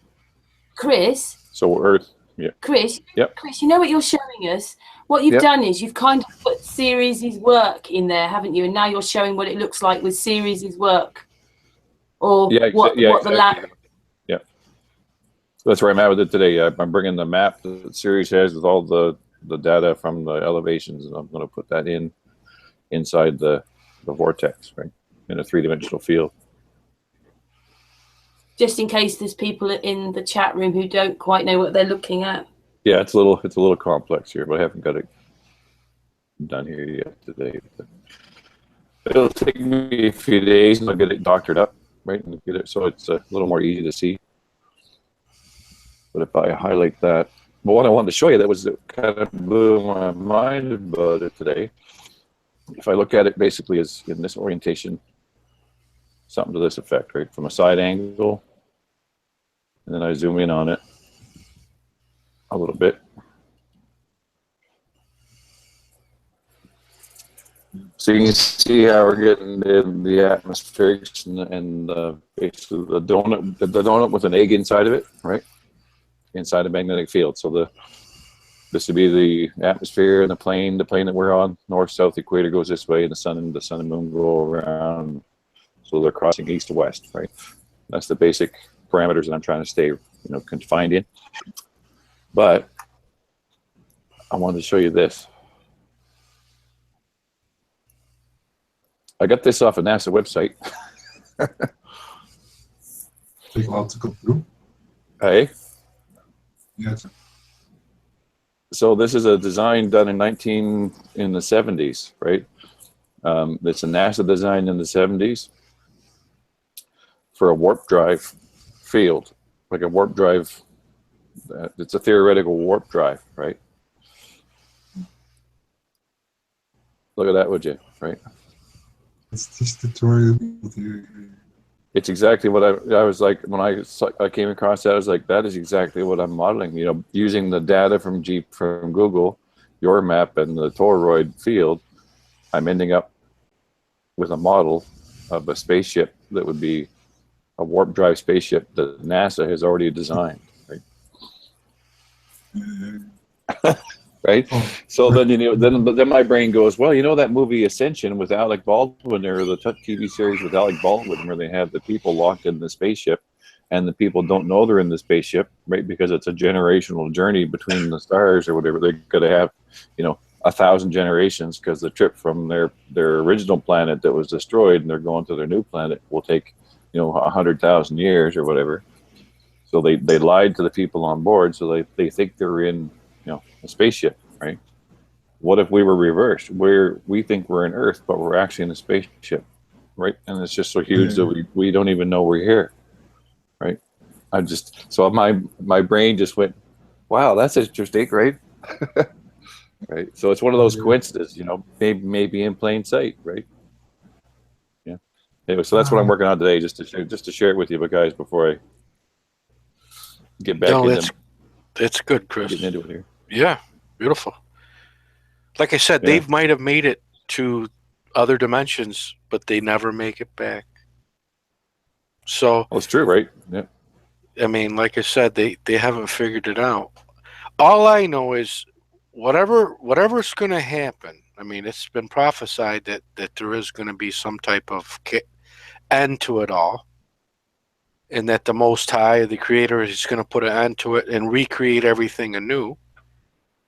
You know, if that knowledge is true, then this is what they're preparing for.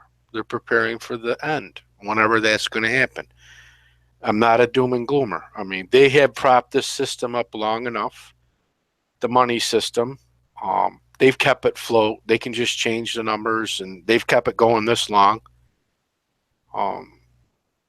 You know, they create wealth out of thin air, and they make you believe that the paper that you hold in your pocket is worth something when it's worth absolutely nothing. That's it. It's an illusion. It's a magic show. That's all these people have is magic. They don't have any reality or any sense of reality. They distort reality, and they keep it hidden by lying to you. And that's how the truth's been kept hidden. They might think they're going to make it out of here, and they might trying and working us like slaves, but they got nowhere to go.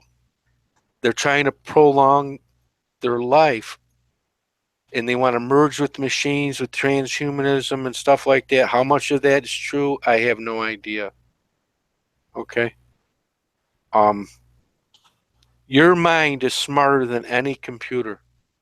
Your mind can process things faster than any computer. You can remember people's faces. You could probably remember everything that's ever happened to you if you weren't tampered with. They destroyed your data banks in your brain if your mind's like a computer. And they know this. And the mind control that's under our earth right now, it's amazing that any of us have found out the truth about the reality that the earth being flat. Really. Look how many people in society are still within the matrix, they call it. Still within the system, believing that we live on a round earth, believing in the heliocentric model of the universe, and arguing it like it's absolutely positively fact. Just think how strong they're programmed. But we have to be patient with these people because we were just like them at one time. So you guys got to feel great. That's why it makes a big difference to me on what the shape of the earth is. Because I know the truth about that, and that's one less lie they have hanging over your head. So chalk one up for the good guys in that respect. Yeah, Chris is showing you stuff that's science fiction, but it's not so science fiction because that's what they're working on. Exactly what we've been seeing and exactly what we're working on. And they knew that we would figure it out just like we're doing it now. That's why they had us drinking fluoride our whole lives, so we wouldn't figure it out before they did. See? If we had a couple more years, we'd be just as smart as them, if not smarter. Plus, also, they're coming in from slightly different angles, aren't they, Chris and Ceres? Like, and it's great when two different people looking at it in two different ways understand that their work is kind of the same. Well, this is it. The convergence of it, right? And I like that because it's what they call that is like a non-biased confirmation, right? Right. So if two things come from two different perspectives and they end up at the same conclusion, well, they're self-supporting, and it says, okay, well, I must be on the right track because this guy came up with the same stuff, right? But he used a whole different data set from the Google model itself, right? And I came from the other direction using electromagnetic waves and the electric side of it, right? Just I started delving into the magnetic maps, and I was like, okay, well, this doesn't make sense. And then I get into the model of the ball, right? And all the latitudes are off, right? You can't draw a straight line latitude line anywhere on the Google map on the ball. I said, okay, well, they're obviously manipulating that, right? Right. And then, of course, the obvious flat Earth stuff, right? That was the final straw that broke the back, right? So when two people come from the two different directions and end up in the same place, well, you know you're supposed to be there for a reason, right? That's a good way to put it. Exactly. Exactly. Yes, I like that. Bravo. Yeah, you don't. Two strangers don't meet at a crossroads unless they're meant to be there, right? So glad I messaged you. Right. I had to message you that day. Yeah, me too. It's awesome, yeah. Yeah. Sorry, Billy, what were you going to say? No, it's exactly right. Everything. I don't believe in coincidences. No. Like all of us in this time in 2017, knowing each other and stuff, that's not by accident. Everything was guided along the way. This person knew this person, that person knew that person, and that we all met up on the same road at the same crossroad, heading in the right direction now. I have to say, Billy, that I agree exactly with you, but I reckon that it's Dee who started this process. It started in about March, where suddenly these people, like we met Alan, the guy who's heard the heartbeat and the doc. The doc. Isn't it, Dee? It's your fault. Is he there? He's not there. I am. It just took me a second to get the mouse. Like I said, I'm not used to doing all this on the laptop. Well, yeah, if you say it's all my fault, I'll take the blame, I suppose. But yeah, no, I'm just a connector. I don't want anybody to think I've done anything special. I just seem to be able to bring people together. So, yeah. You did. It is special because now, you know, Doc comes on our Hangouts. Martin's now on our Hangouts. He's a friend. And all because we went to the Space Centre in Leicester. Plus, Yeah, Dean was an absolute gentleman. I had a brilliant day with him. It was brilliant. She said it very well. I believe in synchronicity, not coincidence. That's exactly right, Time. It's synchronicity. Everything is synchronized. And that was all done by design. Okay. It's like they were supposed to come together, I think. Exactly. There's too many. There's just the way it is. It's brilliant. Really brilliant. But it doesn't happen without the people, by the way. Nothing happens without the people. So we're all in this together. God created people. They said, let them have free will. Sorry, what was that? I didn't quite get that. That's Michelle, isn't it? Hello, Michelle. Yeah, Michelle, Anthony. I saw one interesting video actually today. Something. Let's see.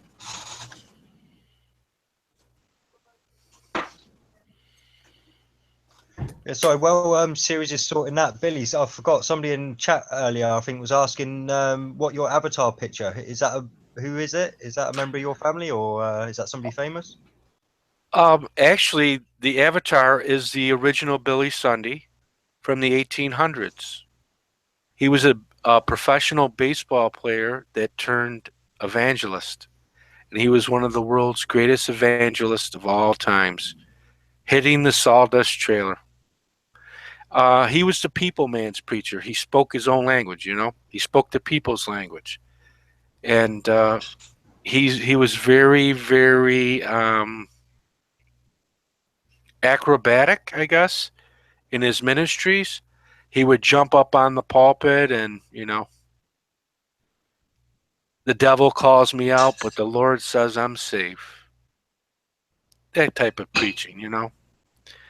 Bunch of one-liners. But, yeah, you can learn more about him. Just type in Billy Sunday YouTube, and there's a few few videos of him.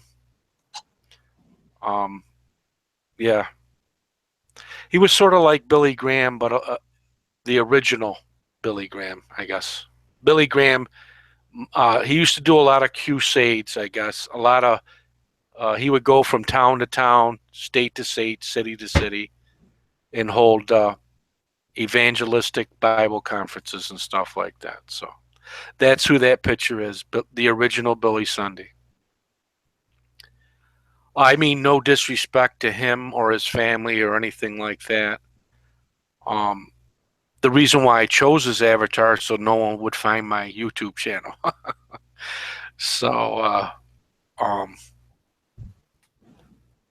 but no, that's who that is. That's the original Billy Sunday from the 1800s. Oh, ideal. Thanks for that, Billy. Yep, no problem. Thanks for that. Series, were you going to show us something? Oh yeah, I realized that it was actually a very long video. Could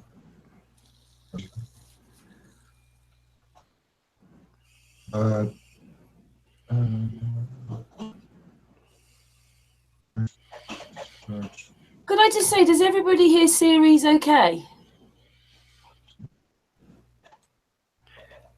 He was a little robotic there for a second, but it seemed to clear up. Okay. Yeah, I was going to say, on the whole, I'm catching most of it. It's just the odd word I'm missing here and there, but nothing major. Thanks, Dee. Look at it all, though. You know, with our group, we've got Dee. We're all like volunteers. We're Flat Earth volunteers. We so want this to work, guys, somehow. I just think it's really magical that Chris is letting me come along right now. Yeah, it's gonna work out because it's the only way it can be. And I guess people need to see it to believe it, and we're almost there. I mean, just give us a few more hours, and we're putting it together. We've come a lot further understanding the model than we were a month ago. So it's a work in progress. Even Siri said that. You know, we could spend a lifetime in fine detail showing you, you know, and then once we have it all and we have it all put together and we have right there, and then people still won't believe it. That's the sad part. But if I think within the Flat Earth community, if we can come with a major consensus of where we can't be easily debunked, where the one model that's being pushed is easily debunkable, and why they're not realizing it, and why you would tell somebody a falsehood. They just come off of one falsehood. So I would steer them away from, like, we don't really know a model. There's some people that say this, that. Look into all the models and do the research for yourself. That's what we should be telling people. And if it was that way, when I first got into Flat Earth, it would have saved me, you know, over 2 years of just nonsensical research. I do understand how eclipses occur now. I do understand how the phases of the moon work now, the motions of the moon. These weren't being answered in the A&E circular map model. Okay? You would need other systems coming out, you know. A lunar eclipse only happens when there's a full moon. Well, we have a full moon every 28 days. So according to that model, we should have a lunar eclipse every 28 days. And we do not. Okay? Just think about the simplest things. You know, you don't have to be a PhD or a master's in physics. Just have a little common horse sense once in a while. Yeah, how is that possible? You know, you could be led down the wrong road, and we don't want to lead anybody down the wrong road. I mean, it's coming together. I can see it. Chris sees it. Series, David Nesbitt, Dave Marsh, Eternal, Free Energy, Mike Helmick, a lot of people, Mr. Thrive and Survive. There's a lot of other channels, Caesar, My Perspective, Rory Cooper. Yeah. So there's people out there that are starting to see just what we're seeing, and it's coming out. It's long overdue. Why this model? And you know, we get a bad rap with the Pac-Man. Well, they call it that to make you think it's a joke. It is no joke. That's your reality. Okay, that's revelation. No, I've never seen the Pac. Well, I've never seen the Pac-Man. I've never seen the Pac-Man model actually. If you send me a link to it sometime, I'll take a look at it. Right, exactly. Maybe that's what this is. I have no idea. Right, exactly. If I emulated a Pac-Man model, I didn't know it. Right. I don't know. That's what they want you to. And they throw that out. That's an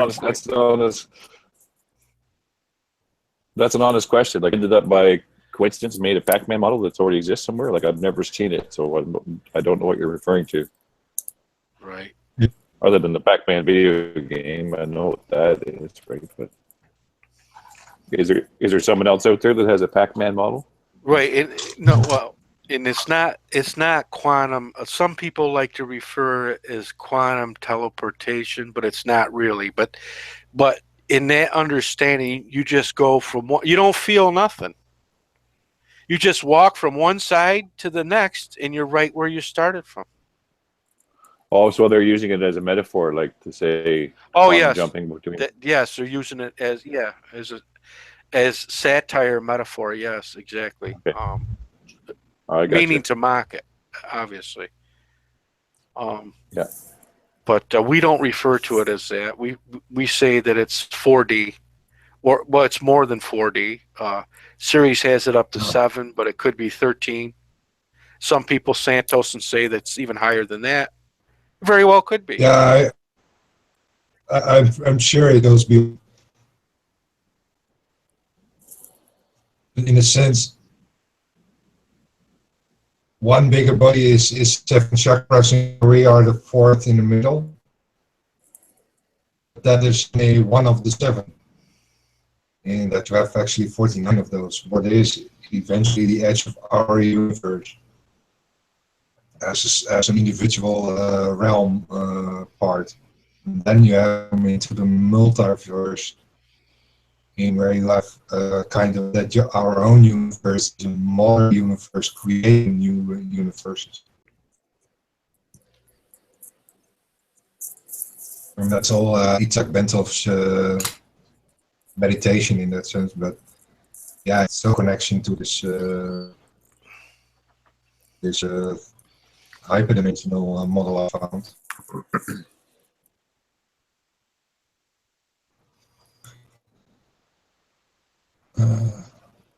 Yeah, I was gonna play that video. He came and destroyed him that had power of death, which is the book. These things did actually happen. But it was necessary that because God himself could not create somebody to be evil, he had to allow evil to rise of his own volition, which happened in the case of this anointed cherub.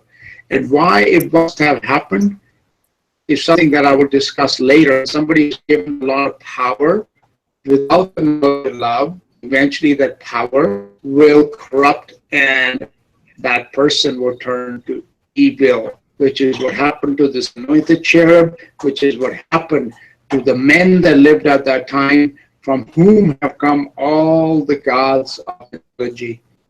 Okay, that is the story of the golden age, that this period of time was there. And once evil was born in this race of angels, the angels fell. then again the Silver Age, where things began to deteriorate. I will speak about those things in next videos. For this one here, I want to finish it off here, and I want to leave this idea in your mind and in your hearts, and hope you will study. But these things have not happened. God needed evil in his creation so that he himself could be put to the test, literally. His love could be put to the test. His love could stand the challenge, the greatest challenge that it could be presented with, so that there would be no doubt left in the mind and hearts of his creation as to how much he loved them. That is the true meaning of John 3:16. For God so loved the world that he gave. He gave his only begotten Son, that whosoever believes in him should not perish, but have everlasting life. Okay, it is that demonstration of his love.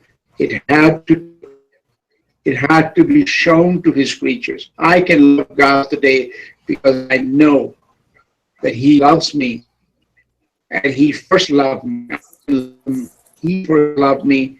He showed it to me without me asking for it, without me being even worthy of this love. He yet showed it to me, and therefore I love him. Although I'll be addressing this subject in a separate video because it deserves not just one article or one video, but to be addressed in great detail, is the question, why is there suffering? Okay. This is a question that people ask all the time. If the God is good, or if God, why is there suffering in the world? So the answer to that question is related to what I've been speaking about here, that in order for God to demonstrate his love to us, he had to allow evil to arise. Because without evil, there would have been no sin, no death, and therefore people would not have needed to be rescued and saved, even if it meant for God to give up his own life to do that. Okay? Those circumstances had to be orchestrated for that to happen. Now, when God allowed evil to begin, do its evil work, okay, it would unleash, it would open Pandora's box, and then all manner of suffering would be let loose on his creation. In Romans 8, we can read, God did not do this willingly. He says he made the creation subject to corruption, but he did it willingly. He did it by reason. So you think that reads out. Like I told before, that God does everything by wisdom. He calculates, he reckons, he weighs things in the balance before taking an action. So he weighed it out and he reasoned it out that the only way his creation would go from being robotic creatures without any understanding of love, like the angels did, who stood right in his presence, was to show them what love is. But if he did that, he would have to allow evil to come in. And if evil came in, it wouldn't be just one little suffering that would come in. It would basically open a whole plethora. It would let the floodgates, it would open the floodgates, and just about every imaginable form of pain and suffering would be upon his creation. Now, lest his creation turn around and accuse him that, hey God, you yourself are sitting up there all comfortable while you're suffering down here. Let me teach you something the Bible teaches us. Okay. That God is not sitting there in his ivory palace watching us all suffer, laughing away. No, sir. God is in all his creatures that are suffering, whether it be beast or man. Anyone that suffers any form of pain, God is suffering through. And Jesus Christ, the man who lived 2,000 years ago, God suffered the pain of death, which is the most excruciating form of pain because it never ends. But in everybody else that has suffered since the beginning of creation, and will till the day that there will be no more pain as promised in the Bible, God is suffering in those creatures as well.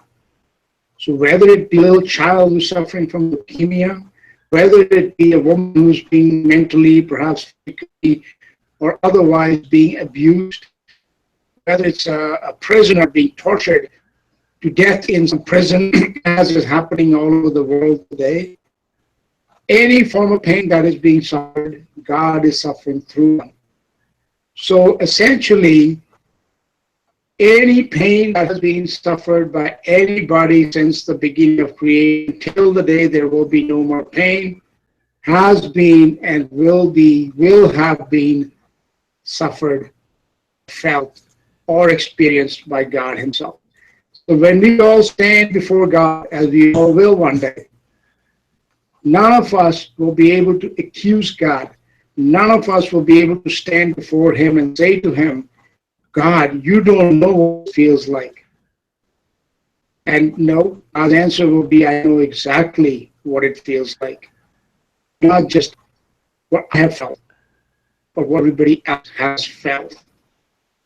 That is why there is suffering, because it was necessary for evil to come, and evil would bring suffering, and therefore people would suffer.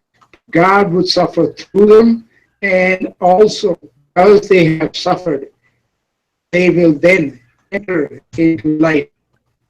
The day will come, he will wipe away all their tears, but he will take away all their pain, and the comfort and joy that will come instead of the pain and the suffering is going to be so much greater that there is no comparison.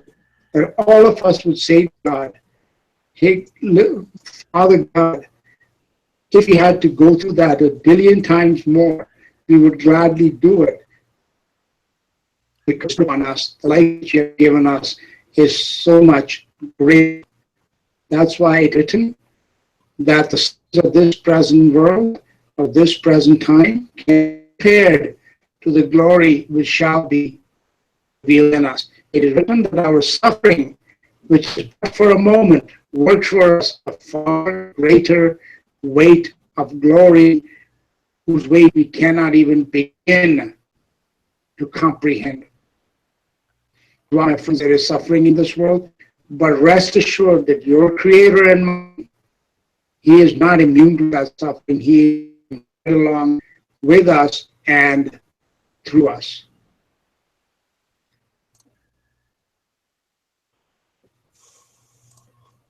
I guess that's the thinker.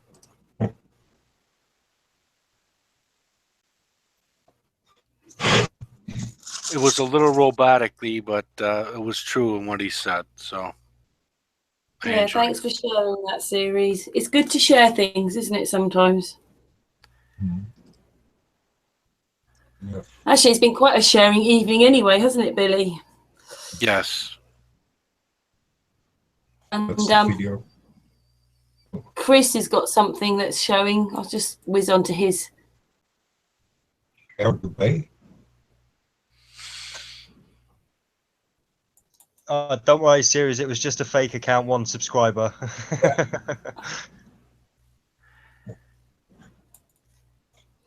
I can't push it over. Go over.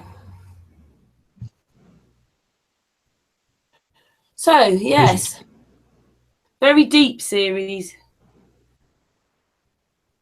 Yeah, in that sense, the movie Boondock Saints, at the end scene, I don't know if anyone saw that movie.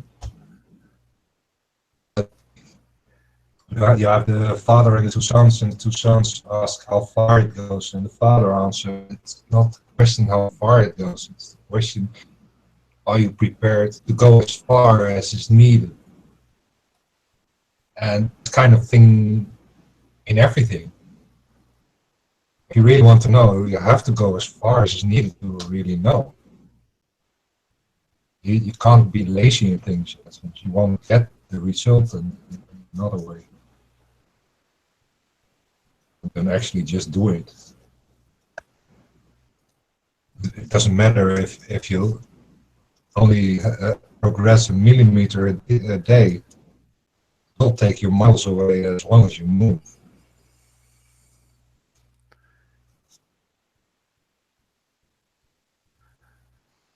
That's kind of how I do my work, bit by bit, pixel by pixel, to create a whole image eventually.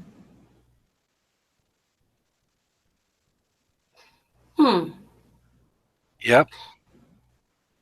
Did you He see what hangeth Chris? the earth upon nothing over the empty space out of the north. And that's what you're seeing. He hangs the earth upon nothing. But it's supported by pillars. Within this universe that has several dimensions. Okay? They want you to believe that stars are trillions of light years away and that there are other suns and that there's life on Mars, water on Mars. You know, we're gonna go to other planets. And really? You're gonna go to other planets that are in another dimension? Have you figured that one out yet? Nobody's going to Mars. Nobody's ever been to the moon. Okay? Not in this dimension. Not in this lifetime. That's what they didn't want you to know. The heavens declare the glory of God, and the firmament showeth his handiwork. Believe it or not? So, what an awesome designer we have. You should tremble at the presence that one mind put this whole universe together out of his own thoughts. Right down to the last grain of sand, to the insects, to the birds, the animal life. All life on this earth came from him. Nothing's accidental or coincidental. Big Bang, cosmic accident, that all this just lined up by happenstance, circumstance.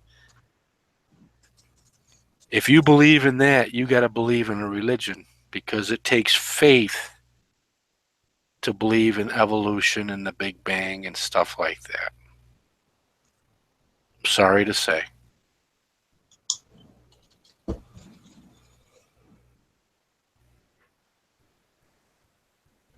In a way, I can actually show with the story how brainwashing works.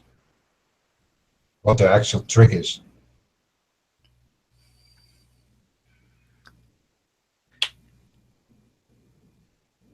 First, I'm going to tell the story. And then I'm going to ask 2 questions. But you don't have to answer them to me, but to yourself. The story goes as follows. There was a man who left home and went jogging. And when he came on the corner, he turned left and jogged a little further. And then on the next corner, he turned left again and jogged a little further. And then on the next corner, he turned left and jogged home. And when he jogged home, he saw 2 masked men. That's the actual story. And the question is, why was he jogging? And who were the 2 masked men? And by now, you're brainwashed. To show you how you are brainwashed,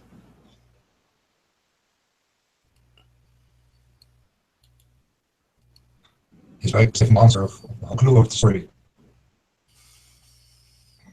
It all happened on a baseball field. And now you see what your own thoughts were, own fantasies were, instead of the actual context. And that's how the brain works. It gives you a story, but never the clue. Never the true context. And then they stimulate all your fantasies, no matter where it goes. And you think it's true. And that's how people are fooled. Getting the story, but never a clue.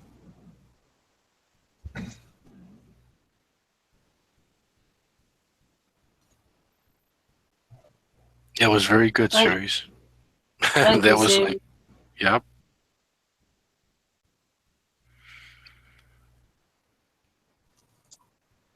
Well, you always think you know everything, but you don't, do you? No.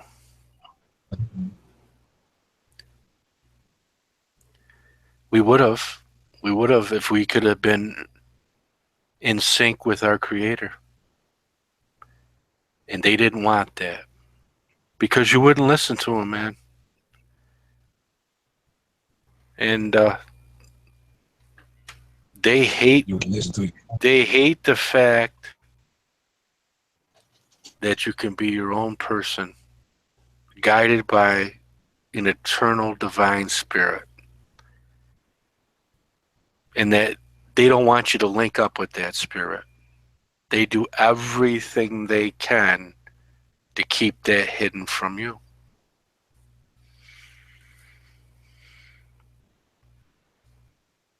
In a way, People they hide also this particular of the Most High has for us.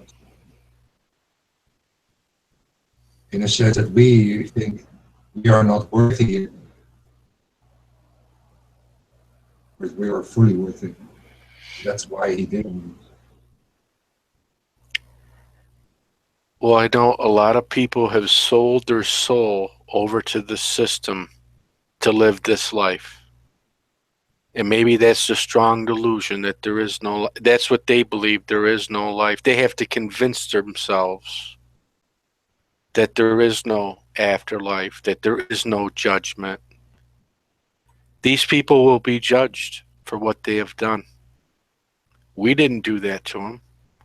We didn't deliberately lie to their children. You know when you lie. Your own conscience is telling you you are lying to yourself when you lie.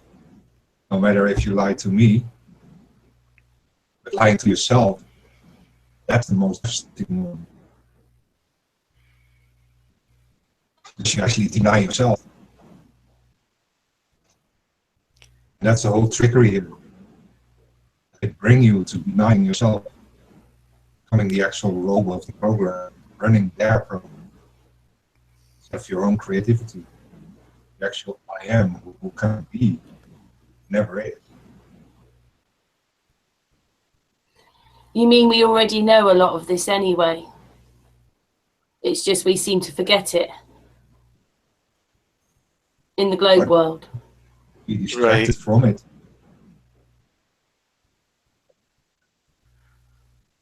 You know, because like animals, they all seem to know what to do when they get here, but we don't seem to know what to do. Yeah, they don't trust themselves. They've learned not to trust us, but to trust authority. Guess what? The author of your life is yourself. Nobody can get rid of that. No matter how hard you try to give your responsibility away, you can't lose it. You end up anywhere with your responsibility. So it's a question of becoming wise enough actually to yourself instead of the authority claiming the authority over you. Yep. They've all turned mind trick. right.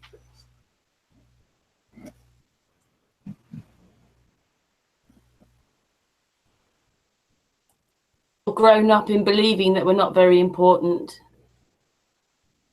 I mean, you know, with a great big sun and all those galaxies, we were very small anyway. Right. They made you feel insignificant. Yeah.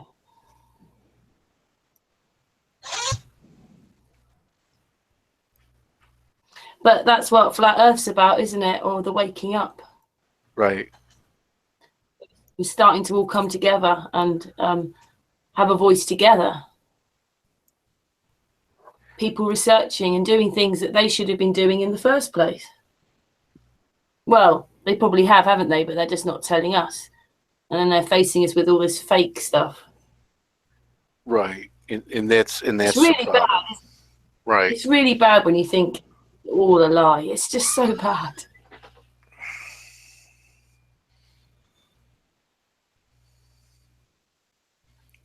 Then, thank goodness, there are people like Chris and Ceres and you, Billy, and Dee and Judith, Patricia, everyone. That's why we're here, isn't it? It's like a conscious waking up, isn't it? Even everyone in the chat. Well, that's it, yeah. Everybody trying to come together for a common cause, yeah. Well, it's nice when we hear the truth, we know it. I mean, You can recognize it. right. Seek it and you will find. I mean, you have to sort of seek it out, because there's people out there who are trying to lead you astray. They've turned this whole earth into nothing but a big circus, an amusement park. And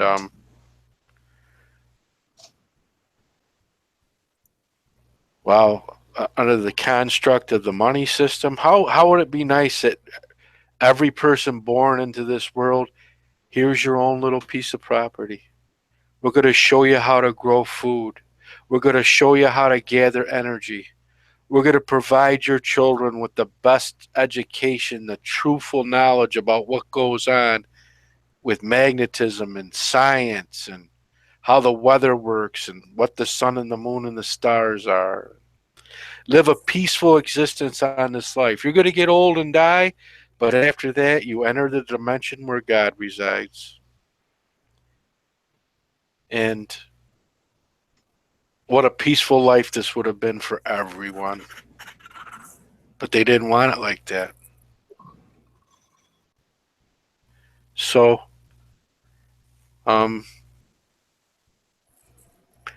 it's been a big burden lifted off my shoulders. I don't have to be Mr. Atlas carrying the globe on my shoulders. Want to know why? Because there never was a globe to begin with. So It was the celestial. He never carried the globe, he carried the celestial sphere. yes. The sky. Yeah, I've seen a video about that. That what they've done is they've put a globe up on he's holding a globe. But he never was holding a globe. He was holding what Siri said. Switched over to a globe. That mind control thing again, isn't it? Celestial sphere, yeah. Hermes with the sphere in his hand and the star chart, and it was, it wasn't a globe, it was the stars. Yeah. Right. Yep. Even that's been sort of changed in your mind. Yeah, that's the in one of the books there that Dave was sharing last night. I think a lot of that is. Well, see, the Bible says they made a graven image. They made an image unto the beast.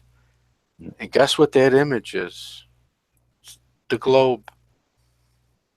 That's the image. That's a good way to put it, yeah. Yeah. It's a graven image. The Bible says, do not make anything that's in heaven or on the earth or anything below the earth. So they try to make a false idol of what the earth really was. And that's their image. And all the countries, all the governments all over the world bow down to the image of globalism. And it's all one big fat lie. We've done it to everyone. Thanks to our good old Uncle Sam and the United States of America and the United Nations, for the love of money, turn this whole world system into one big circus show. Freak show. And all these rich families I wouldn't want to be them the day of judgment. The day of reckoning's coming for these people, whether they like it or not. Number two, they don't get to live forever. They're going to die in their sins. And what a horrible, horrible thing that is. Okay? To believe a lie. So they are the children of the wicked one, man. That's why they go. They obey their father. Their father was a liar. He was a murderer and a liar from the beginning. That's what it says. It's all to control us, though, isn't it, in some way? The whole thing is about control. You just don't realise that you're controlled. And I think that's why Billy says such nice things all the time about things, is that it's not any of our fault. It's not our fault that they've done this.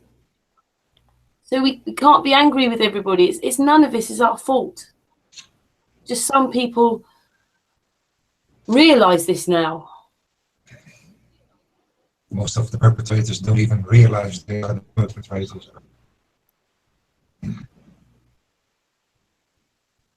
Yeah, you're only who you are with what you know, aren't you? Right.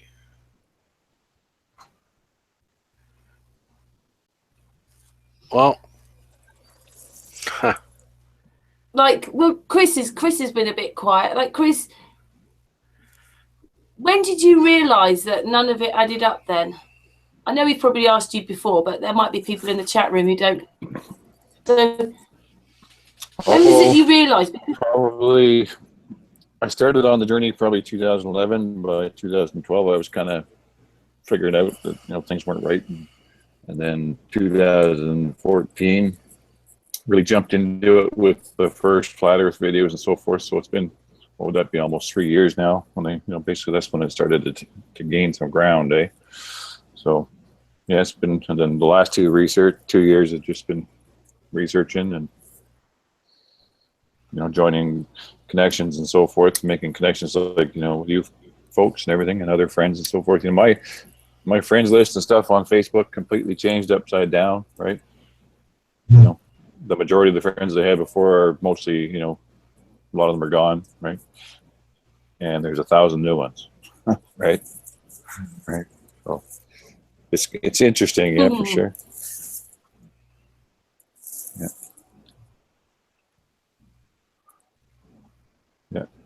There were some of the major turning points. I don't know if you're meaning like, what was the main example that really convinced me that? Yeah, was it like you actually doing the work that you did? Is that what made you realise, or was it just something you already knew? Some people know it, or we did know it when we were children, probably, but it was just the mad, fast world, and it's all lies now. Just Yeah, it's interesting. I was in the construction industry for 20 years, and it's funny, you're indoctrinated at such a young age. Like Billy says there sometimes, you put your hands on the ball, you believe the ball, and you go off and do your business, right? And you just forget about it, right? And you never think about it again, right? It's just erased as if that's not an option for your brain to even fathom, as it not being a ball, right? And then in construction, we've surveyed thousands of miles of pipeline, thousands of miles of rail line, and everything is always vertical and plumb and square and level and flat water. The baseline is to the ocean, and that's it, right? The datum points are within a millimeter, right? And the Earth doesn't move more than 20 meters in 1,000 years, right? They haven't reset the datum point for the survey data since 1900, right? But yet my mind would never question it, right? It just never said, how does that work on a ball, right? How does that work on a spinning ball if everything is flat and nothing ever moves, right? Right, to within an extent, right? It does move, but it moves so slow that you can't feel it, right? It's a backwards rotation once every 26,000 years, and it has a polar oscillation that rocks back and forth like a pendulum, like a baby in a cradle, and that takes 483 days to make basically one flop back and forth, right? Yeah, and but I just never questioned it. Right, but my mind knew it, right? I could see it, but I just never put the question together. Right?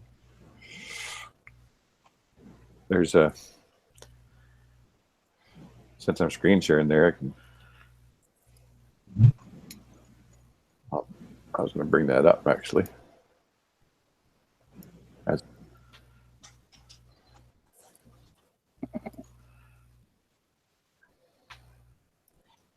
Yeah, we've been showing quite a few of your pictures tonight, Chris. Yeah, I just had the model. Like I just put it on the screens. Am I still in the model, or am I still in? Can you see my full screen?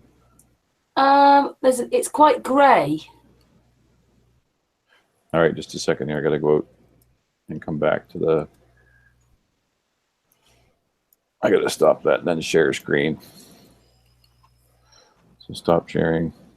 I know it messes around a bit. You've got to do it again.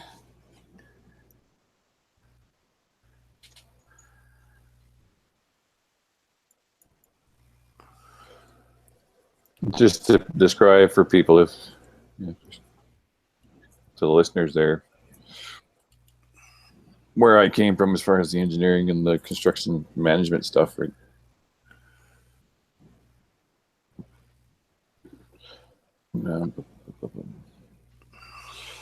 Okay, this is Einstein's actual theory of relativity, right? And just to draw the attention to, he was talking about the moving bodies. Now he's talking about all moving bodies, right? Everything, whether it's a magnet flying around in space or the Earth itself, or whatever theory they're trying to propose, right?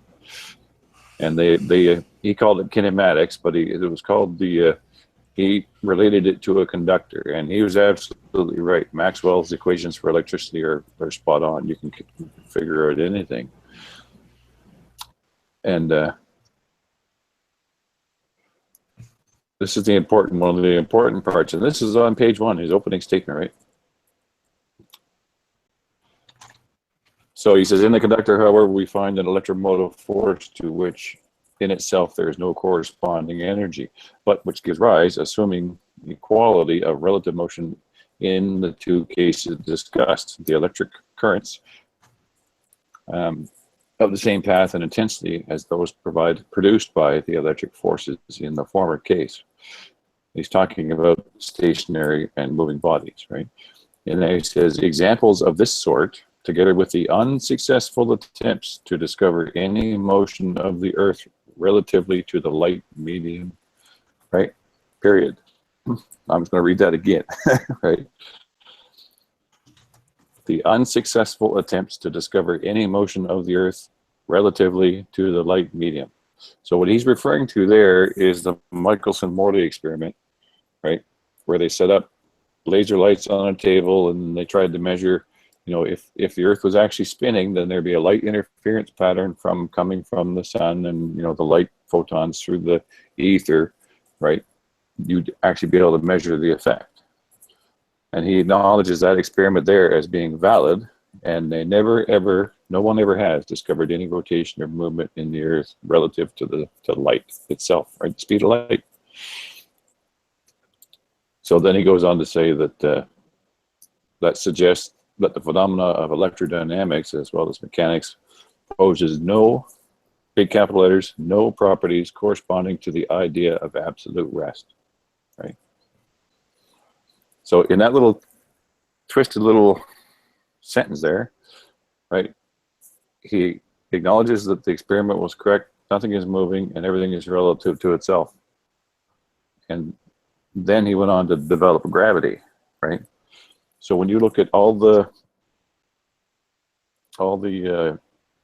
datum points that we use in surveying, in everything, and I'm saying everything, it's a reference point to a fictitious center of gravity in time, period.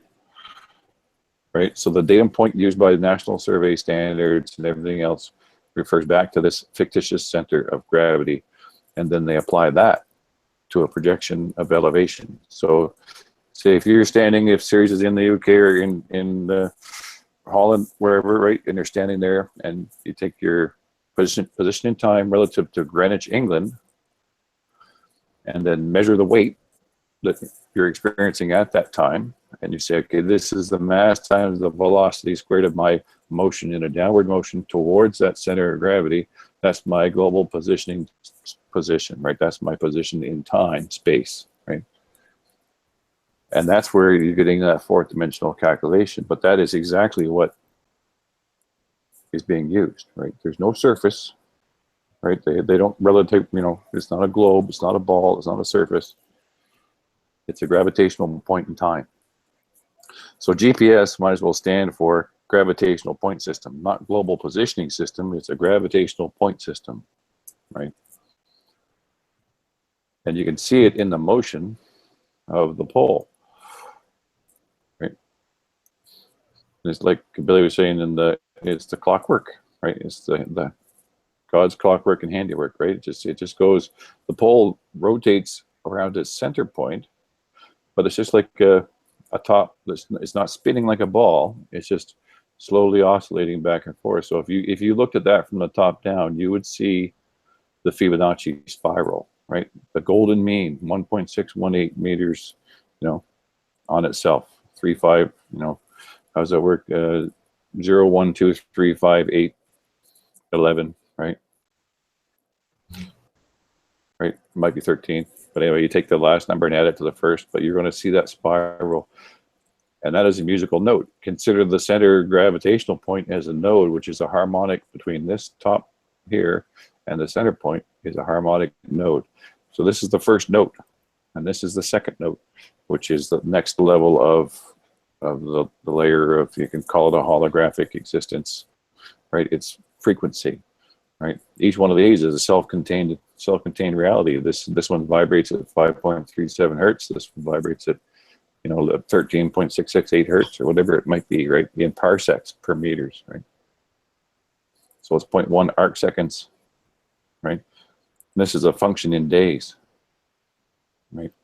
There's a 0 point center in gravity, in a gravity field, and this is a function in days. So it takes us roughly 483 days for it to do this one, and then it starts again, right? Right. So that's just a ball. It's not a ball, but it's a plate system, right? It's just a gravitational center point rocking around itself, which is what we're trying to apply here in the model, right?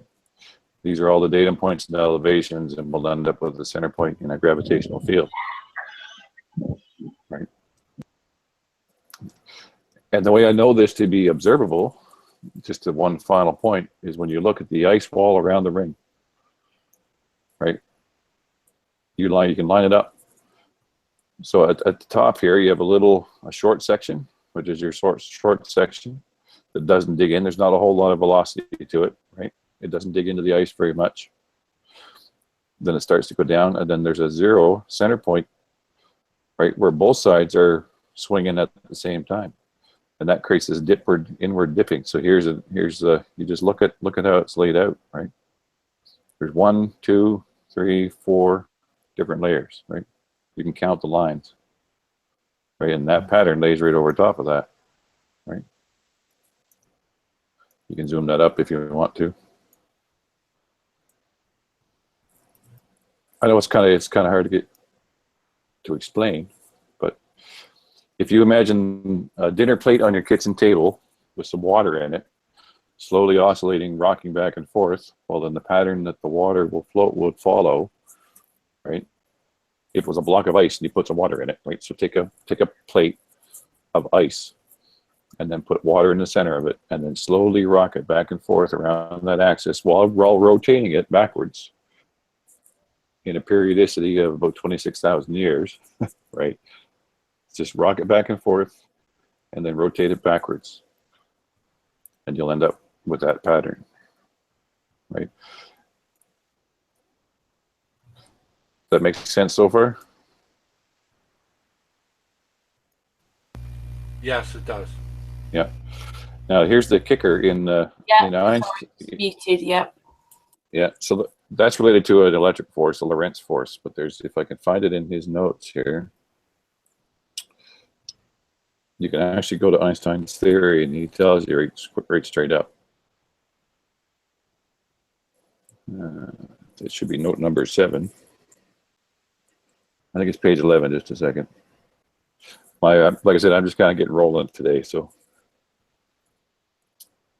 Page 11 of Einstein's theory. Okay. So he's going through the equations. He says the law of the parallelogram of velocities and all that. He's got it all going here. But he says in note 7, I'm going to, if I can zoom in on that maybe a little bit. So everybody can read it, because I don't know about you guys, but my eyes aren't as good as they used to be. So he's talking about motion and rotation and speed and velocity, and he says not, and here's the key, not, capital N-O-T, not a pendulum clock, which is physically a system to which Earth belongs, right there. He doesn't call it a spinning ball. He says it's a pendulum clock.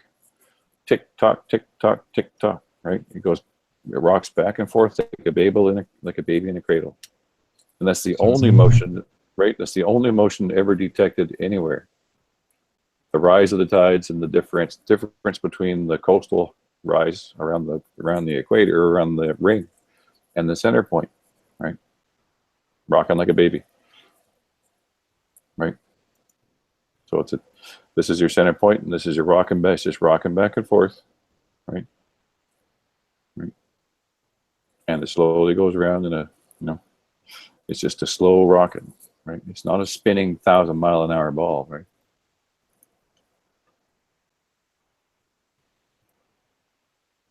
It's very interesting relative to gravity, right? They call it gravity, but I don't like the term myself. Gravity, I think, is a misnomer, but yeah, the shadow of two forces.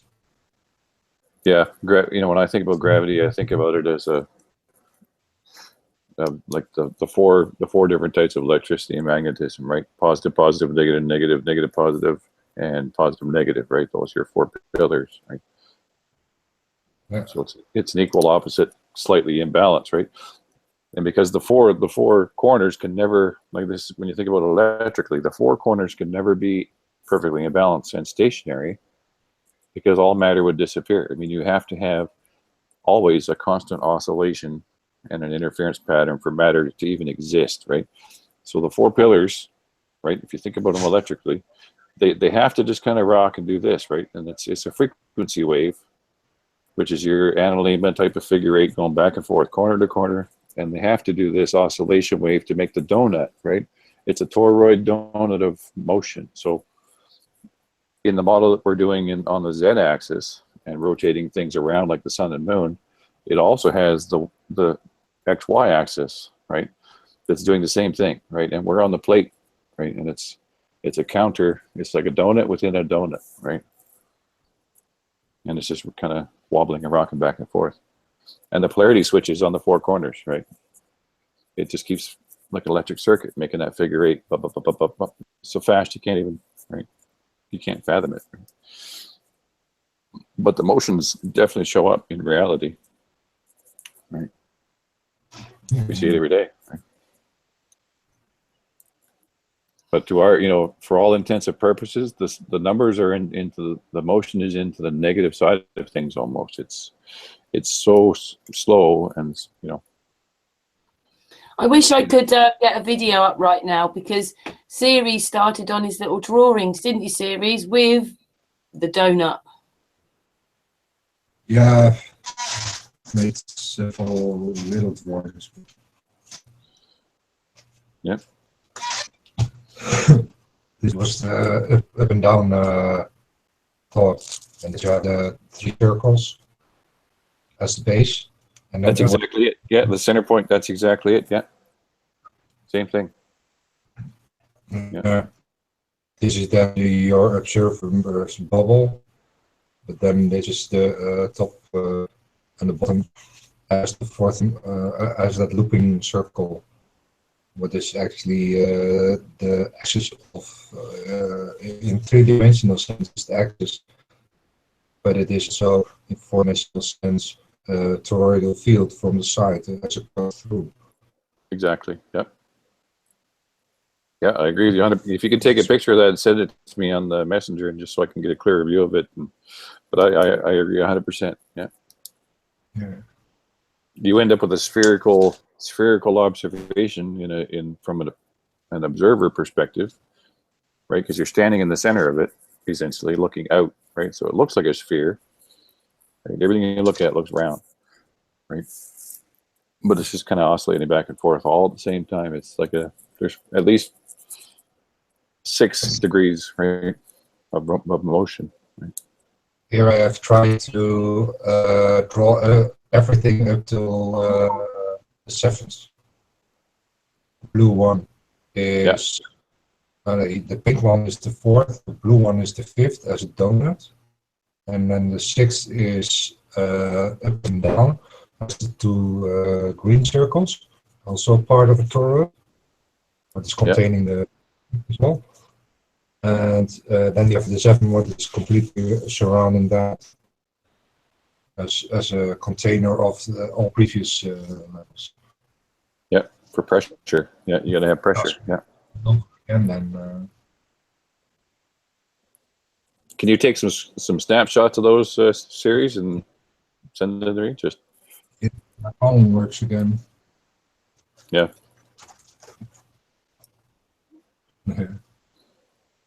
Always a problem. And I'll do it. What I can do is because I've never seen your pictures before, right? That's the first time you've ever showed me those, right? So I can I'll open up a new file and I'll model exactly what you've hand drawn in a 3-dimensional model and compare it to the one that I came to on my own conclusions, and then we'll just compare it. You'll be able to see the two in a 3-dimensional environment. That'd be cool, kind of cool to do, I think. Yeah, I'm thinking the 5-dimensional circle is 26 squares around, and for 13 squares you have in there already 15 circles in that you have 15 waves. If you ask me, you can just draw a wave exactly through the pillar and then up through the pillar, and then also as a complete circle. Then you have both pillars on north, pillars on south, and between there, that particular waveform over it and under it, and where the over it is probably the permanent part of a fluid, in where we see the holographic projection as through a glass. Yeah. The distinction of the wave, and then our own bubble as well in our perspective bubble, but it's only a part of it. So it's actually bringing everything in waves in there, and see how that actually works out through all the bending of light, etc. Yeah. Probably even the toroidal fields of the sun and moon itself floating on the flat. And then it's the question of where the movement itself actually comes from. Yeah. You can at least put in all the frequencies we know. Yeah, I mean there is definitely a 0-point axis in the motions, right? Even you take all those motions and add them all up. There is a 0-point center. I wouldn't call it 0 because zero is an irrational number, right? It can't exist. If anything was 0, then nothing would exist. But there is a point where there's a phase shift, right? It's a 0. It's a phase shift where it flops polarity or charge, or say if there's an atom traveling through that, as soon as it hits that center, it will rotate counter spin, right? And then flip, right? So if and I think that's also partially where it's kind of a side topic, but you take 2 atoms or whatever and you change the spin if they're paired, right? You can spin one, it'll change the spin of the other one across space and time, spooky action at a distance. That's particle physics, right? But it's the same idea. It's always in balance, but always out of balance, right? At the same time. So, if you can send me your sketches, I'll do a separate model for sure. Magnets on table and just move one, then the whole field is moving there. Everything. Yeah. If I take, for example, like this is the chain of magnets, right? If it tends to want to. They always, if you do them in a figure eight, they tend to want to do that analemma, right? It's really hard to get them to stay. Right? It's always that way. And you know, there's only a certain way you can hook up magnets, right? They only hook, right? You can do them in a linear sense, and then you can do them in that type of an idea. And then you have, in order to get them into a square, you got to first fold them into the circle or the toroid, and then bring them together, right? And then you can get them to do that type of thing, right? I sit and play with these all day long. I can't describe. If you have a chance to get a bunch of these little circle magnets, you should invest in them because they inspire a lot of thought, right? Yeah, I just sit here and play with stuff like those. Right. Yeah, because you'll hear, if you hear clicking in the background, that's just me sitting here playing with magnets. Right, it's you. Right. It's me, yeah. Clicking away. Yeah. Because I'll be talking and thinking, and you'll hear the click, and now I've got another shape in my hand, right? I'm making shapes in my head while I talk.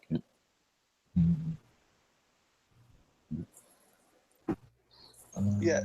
Sorry, mine's my fidget spinner.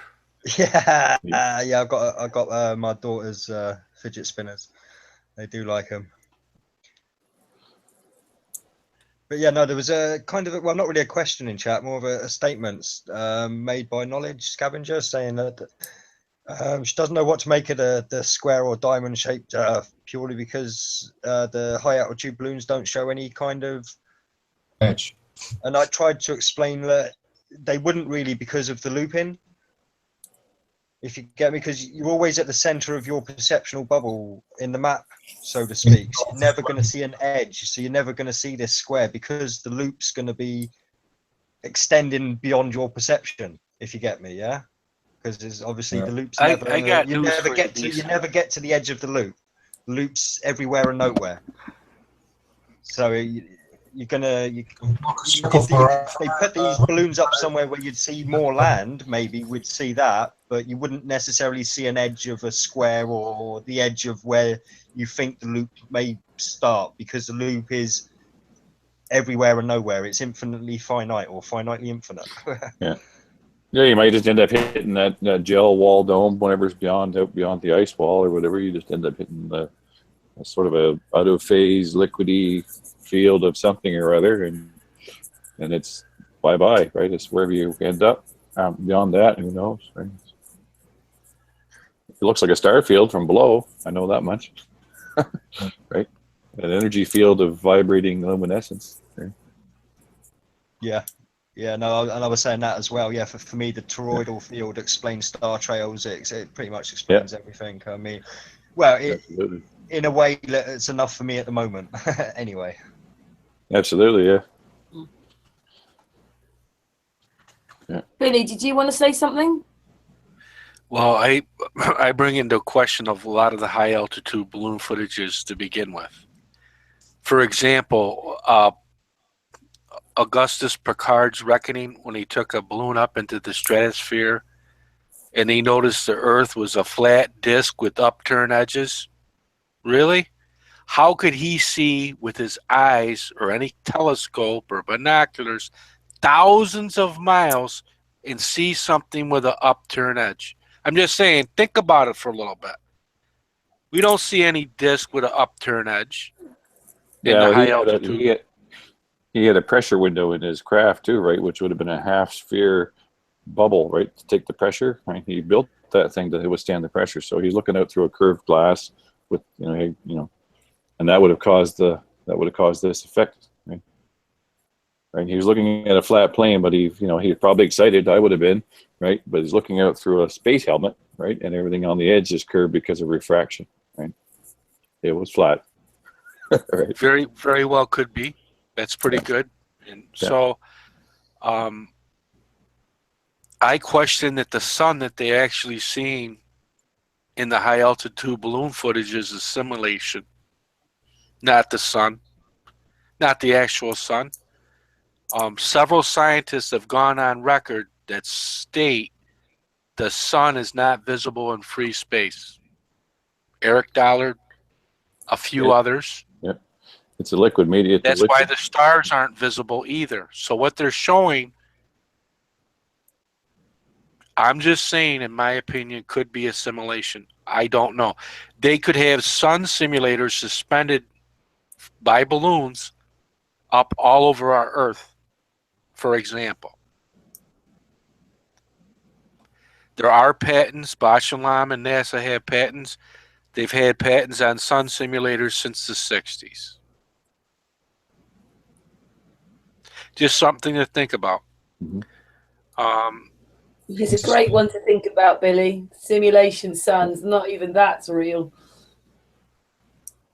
Yeah, I think there's some motivation behind that. I mean, I've done the research as well, right? And I've seen the patents. The patents are real.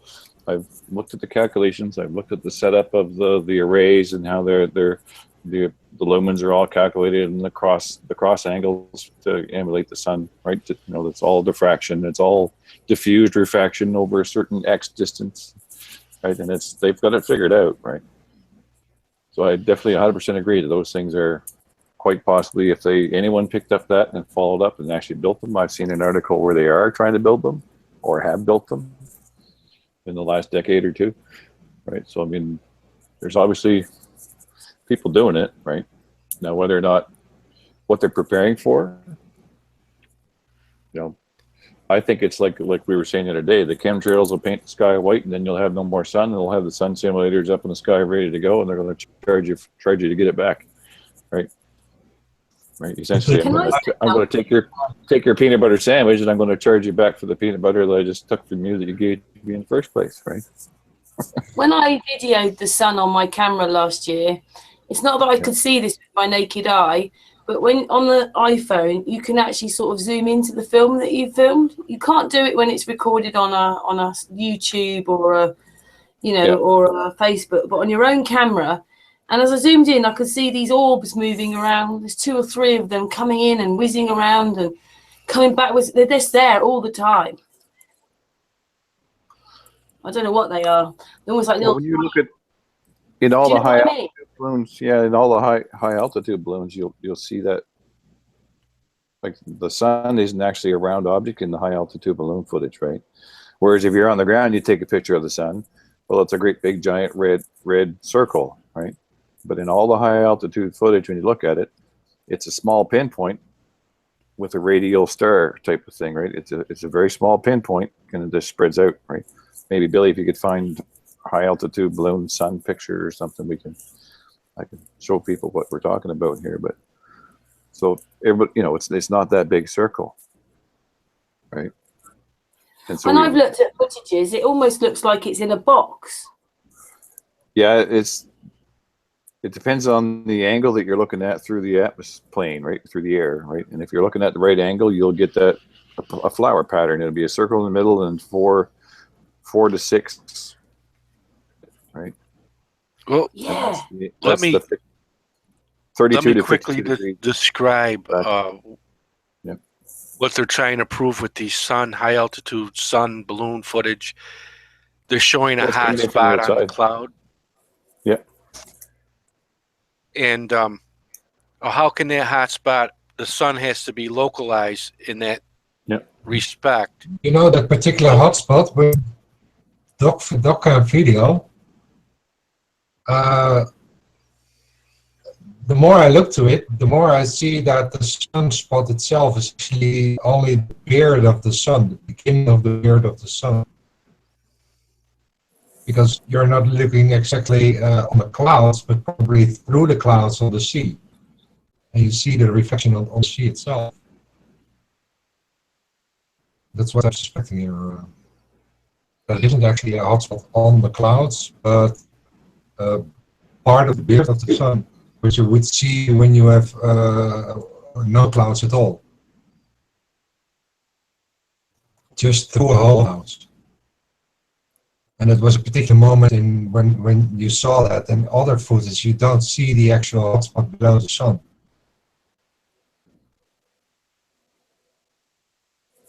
That's right. Yeah. Right. So how is a 3D or a camera taking a picture of something in 3D that isn't in 3D? And if that was the actual sun, how could the sun be, let's say we send a balloon up in Canada, how is that same balloon footage recording a sun that's in Canada and in Chile at the same time, at the tip of Chile? It's not.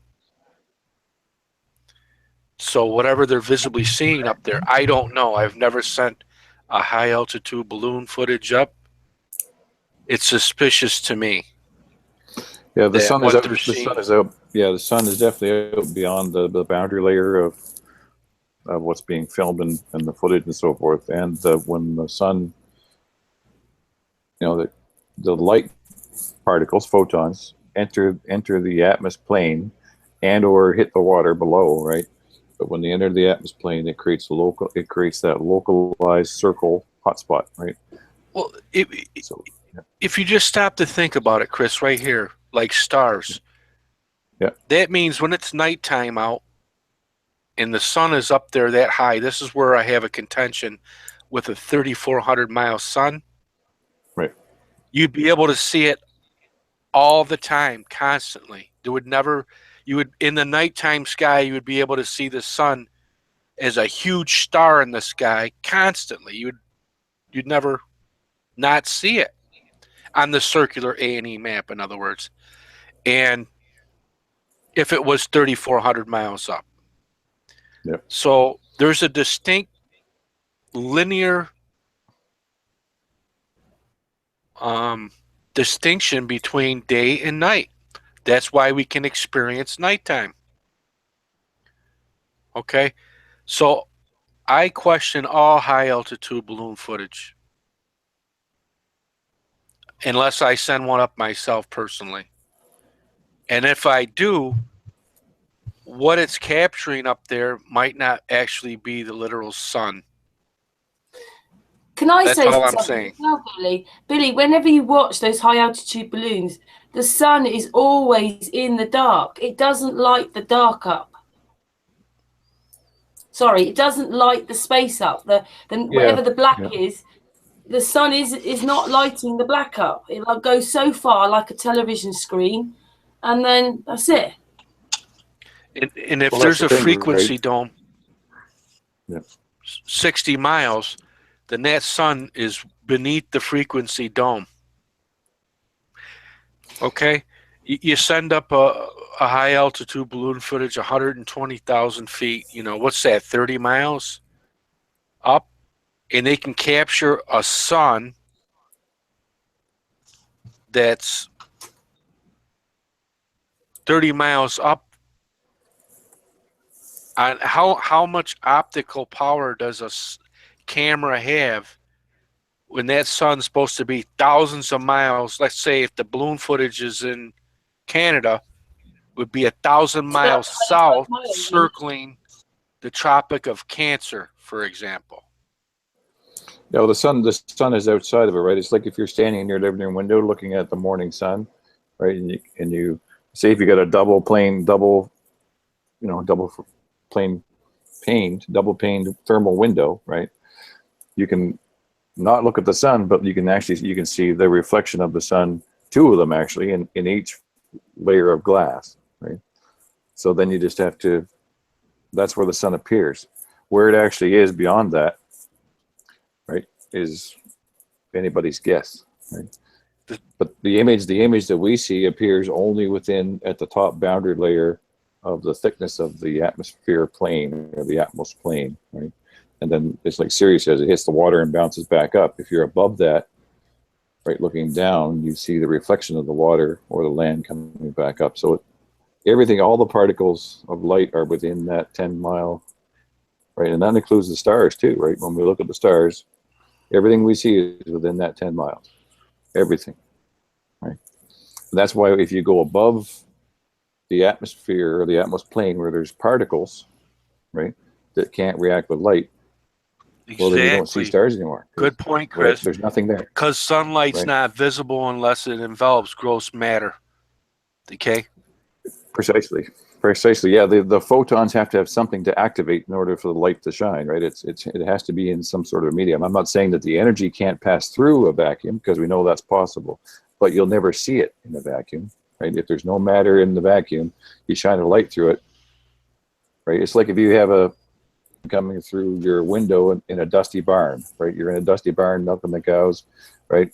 And the dust, the hay's coming up, and you see all those rays of coming through the boards, right? If there's no dust, you can't see any light if there's no dust in a dark barn, right? Does that make sense? Right? If you spend you spend a few days, milking a few cows in the morning at 6:30 in the morning without the lights on, well, you know what's going on, right? You'll see all the rays coming in the barn. It's beautiful, right? But that's the same thing that you're seeing if you go above the clouds. You'll never see the sun, right? You'll see the sun, but you only see it where it's actually penetrating the farthest boundary of whatever medium might be there for it to be coming through, right? Which is just like an arc. It's a glass, right? It's like a glass, right? Yeah. In a sense, I wonder if we could actually fill the model up, that you have the base ground, the water and the earth, and then there's the air, and then there's the fire and the ether, and that you have the ether part probably everything is in the sky is, and then although the fire layer, I would suspect also the sun and moon. Yeah, well, I think that's actually is what's happening. If we look at from a geological point of view, right? It doesn't matter if we had if you had a ball model or the pizza map model or the square model, right?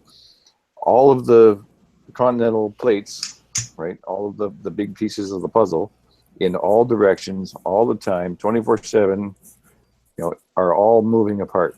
Right, they're all spreading, right, at a measurable rate. India moves at about a foot a year, right, but they're all moving. So there's matter coming into the system and filling the cracks, right.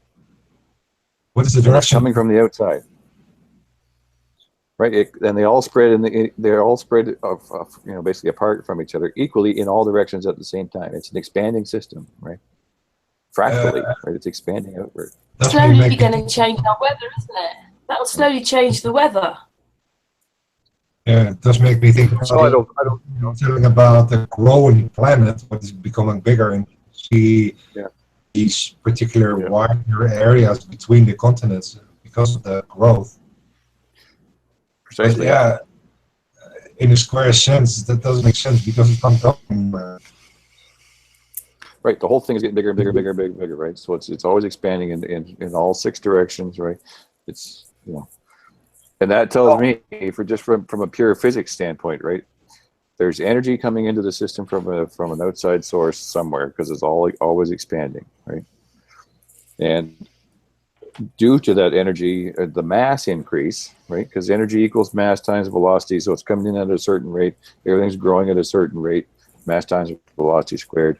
That gives me increase in mass would also increase in consumption. So, and the balance, right? So if our sun or whatever is bringing the energy of the sun in here, right, has a certain constant volume of energy in it, right? And our plane, 4D realm, is growing, right? And that doesn't change. Well, then eventually we are consuming ever more and more and more energy from that system, right? As we grow, we consume energy, right? And so eventually there's going to be a point when it'll switch, right? It has to switch. So either a new energy source of greater proportions has to be introduced into the system, or it'll stop and it'll start to collapse, right? Right, it'll start to lose energy. It'll get cold, right? And we do see that too, right? There's a 2,500 year freeze thaw cycle, right? It goes, or is it 10, 12,000 years? I'll have to get it for you, but it's a measurable cycle, right? It's fascinating, but I want to know, where's the energy coming from, right? Why is it growing, right? In all directions at the same time, everywhere. So it grows in volume and condenses in matter, right? It gets denser and denser as it grows, right? Because it's trying to contain itself, right? As it gets bigger, right? Otherwise, it would just go poof, and it would explode, right? So it tries to pull itself together with the energy to keep coherence as it grows in four dimensions, right? Within the 4D aspect, I wonder, where does it grow to? Because it can't get bigger in the construct itself. the construct doesn't grow. Yeah. Right. So it has to fractally compress, right, and get denser and denser and denser, making smaller and smaller copies of itself, right? And which increases the frequency, right? So that increases the information contained within one single point in time, contains ever more information, right? So that's the Mandelbrot, right? Yeah. And it's like a beast fighting with itself, right? I see it as like, metaphorically speaking, two dragons with fire, they're trying to kill each other, right? And it's just like, right? It's trying to escape the snake eating its own tail. It can't escape from itself, right? It has to keep trying to self-consume as it gets bigger and smaller at the same time, both directions at the same time. There's no way around it. You can't get out of it, right? Yeah, that's the whole thing. The only thing you're left with is the complete compression of it. Yeah, as it grows, it compresses, right? Copies and copies and copies and copies and copies. Yeah. And that's why I think we ended up, when you end up looking at it, it's like, well, okay, so all of the continental shelves, right, all the continental coastlines match the Antarctic coastline perfectly in both directions at the same time. You can either take all the continents and put them on the inside of it, or you can take the coastline of Antarctica and expand it and put all the continents on the, or vice versa. You can put all the continents on the outside of it if you wanted to, right? Because you can wrap them right around that way, or you can put them on the inside and just expand the continent as the ice ring, right? So it's goes both ways at the same time. And for these sense, I would say the 360-degree ice wall is still accurate. It's only a 4D circle, not a 3D circle. Yeah. But that's what you're trying to explain, isn't it, series, with your work? Yep. And now Chris. Yeah, I'm trying to put it together, yeah. It's kind of, you need to actually copy the three-dimensional a few times to have a complete view of how the pillars, for example, you have east and west pillars, and how then the east pillars also work on the west pillars through the looping. And in the other direction, that you have a complete that it is exactly between the west and the other west, at the east in the middle of those two, and then the same with the west with the east and then the west in the middle. That's what I did with the Mandelbrot, for example, so that you have the three Mandelbrots as a looping over three squares, and then you see that the interference pattern is actually forming on a lemma. So D, are you still there? Where's he gone? Yep, sorry, I'm Yeah, typing away in chat busy with at the chat. moment. I do apologise. You're typing away in the chat, yeah. I'm just putting at the moment. I never put forward a model. Yeah, so I was wondering. I was going to ask you. Do you think it's a worthy effort to try to do the expedition and try to go touch the wall and stick your hand in the mirror type of thing? If it's to find out if it's that mirror in the Matrix, or if it's ice, or if it's a water or whatever. Right? Well, yeah. I'd like to know. For me, exploration is the next stage, as far as I'm concerned. Like I say, it's all very well series with his map and you doing this, but unless we can get out and at least show some of these things, I know we're not going to be able to show it all, because obviously we get into the hyperdimensional realm stuff, and that's where you've got to take the leap of faith. But as for the model and the physical itself, yeah, we need exploration, and I'm up for it. I just unfortunately haven't got the cash to fund £1 million exploration. So Yeah, but I would be up for labouring on anyone who does one. I mean, I'd clean the toilets, I'd do whatever. If somebody's doing an exploration, I'm on it. Yeah. You know how we've been. That's what I'm thinking too, because we've got all those the moon and sun things that carry, right? So I was just saying, you know that we've been programmed into everything, and everybody thinks about it. You know, Everest is in a very hot place, really. Okay, Everest is cold and full of ice, but it's in a very warm country. And also the Alps are between France, which gets quite hot, and Italy, and very hot places. But in the middle of it, you've got the Alps, which is really cold. And this is what our world is made up of. Cold and hot places, they happen. So the cold places happen in hot places. But it's just the height of those things. The closer you get to the sun, the colder it gets. In places all over this place we live in. And they've managed to make the north and the south these poles. But they're just cold places.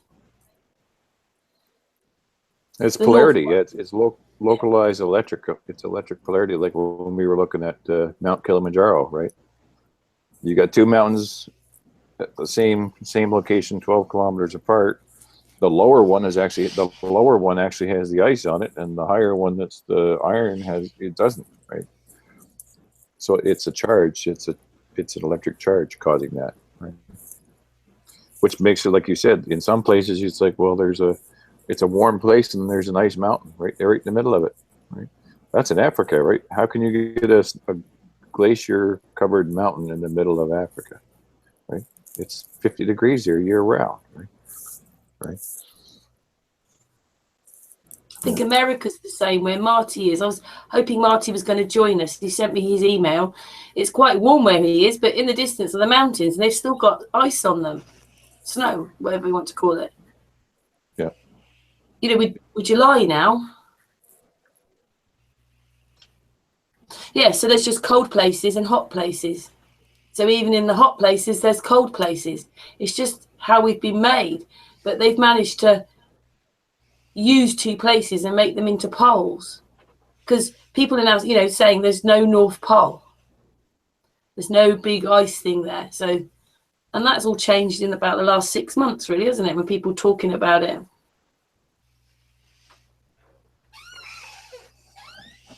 Yeah, that's right. Yes. No, there's still conjecture whether it's a hole or whether it's a water vortex. I mean, I could see that being a possibility, right?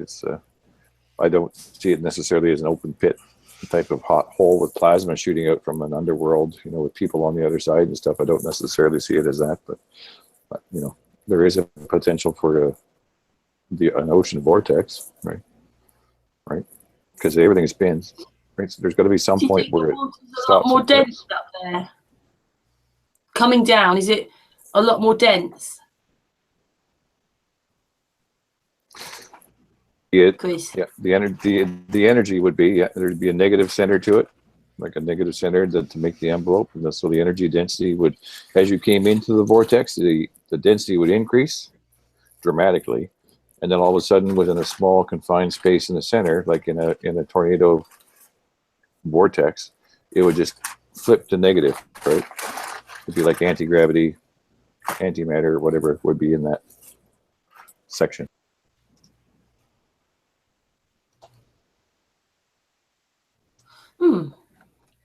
Is there any questions in the chat room, Dee? Not questions as such. I mean, I'm having a conversation with Kristen Wolf at the moment about the Free Anarchy model. But to be fair, like I say, I've not looked massively into the Free Anarchy model because I know series has expanded on it, so I didn't see the point. He does a model, but he actually explains the fourth dimensional principle. It's scientism claims that it is time, but fourth dimension, as far as we hear, just a spatial thing. So you're breaking up quite bad there, series.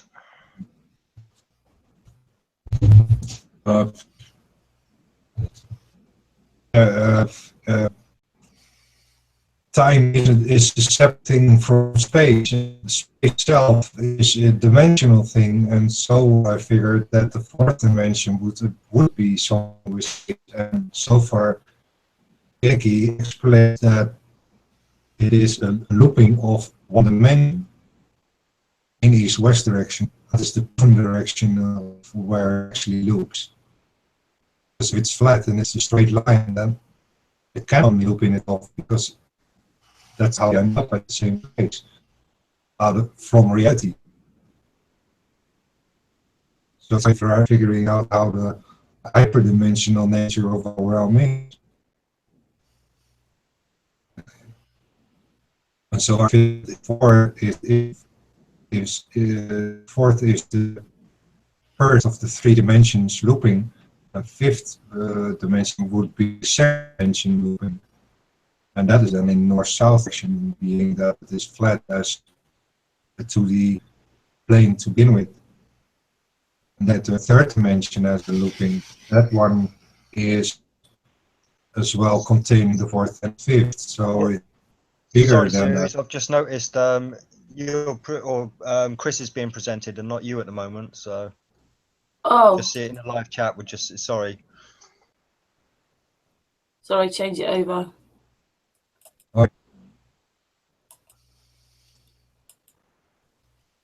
You are breaking up a little bit, Series. It's black. You've got to do it, Series. There you go.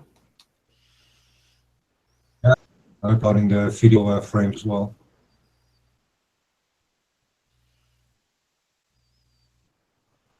But yeah, Freezy purely explains the fourth dimensional looping principle, and for as far as I know, he just uses the map we know about, and the UTM map is what he bases it, and the actual picture of the full UTM map is actually the triple square IM, because their actual distances are based on them exactly the same. Otherwise, they would be able to calculate distance anyway.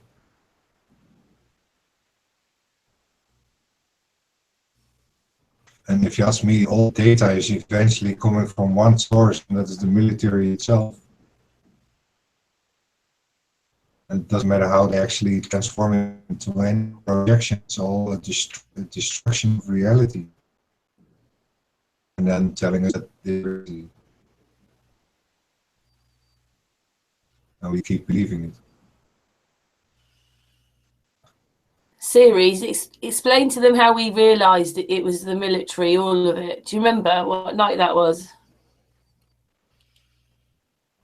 One night, but basically it, I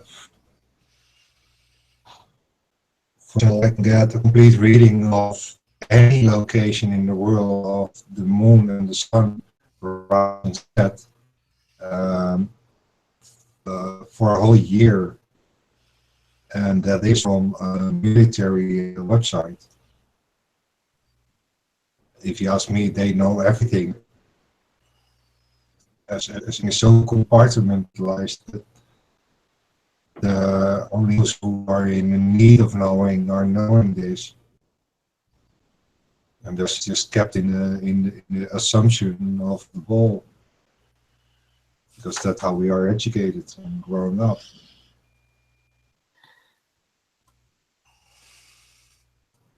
Series and I went and were trying to do some research and try to find, like timeanddate.com and how they show you everything on there. We were trying to find if there was another site that gave out information, and we came across one with longitudes and latitudes, and thought, oh, that's great, because it gave another bunch of longitude and latitudes, and you could actually put countries in or places in. And I went to copy and paste the link to Series, and it said the Navy. Yep. And yet it wasn't a Navy site. This was about information that anybody could go and get, but the header bar said the Navy. So that's what Series is saying. It all comes from them. It all comes from that. They need to know themselves. Also, just for this to people to understand, Series has, how many years of the moon rises do you have, Series? And it came from the same source. The next, Dave Marsh sent it to you. How many years of moon rises? 100 years or something. Yeah, so Series has an advance of 100 years of moon rises. In advance. Because they know the actual frequencies of everything. And yeah, so far I feel I can just kind of, how do you call that? Back engineer the frequencies out of data by just getting as much as possible and see what's happening with that itself.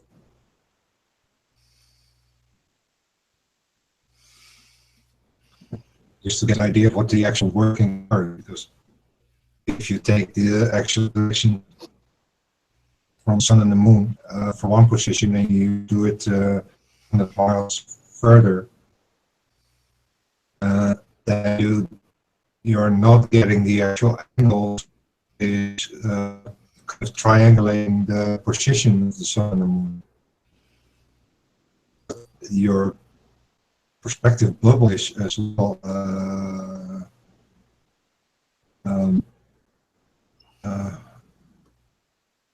bending light in that sense.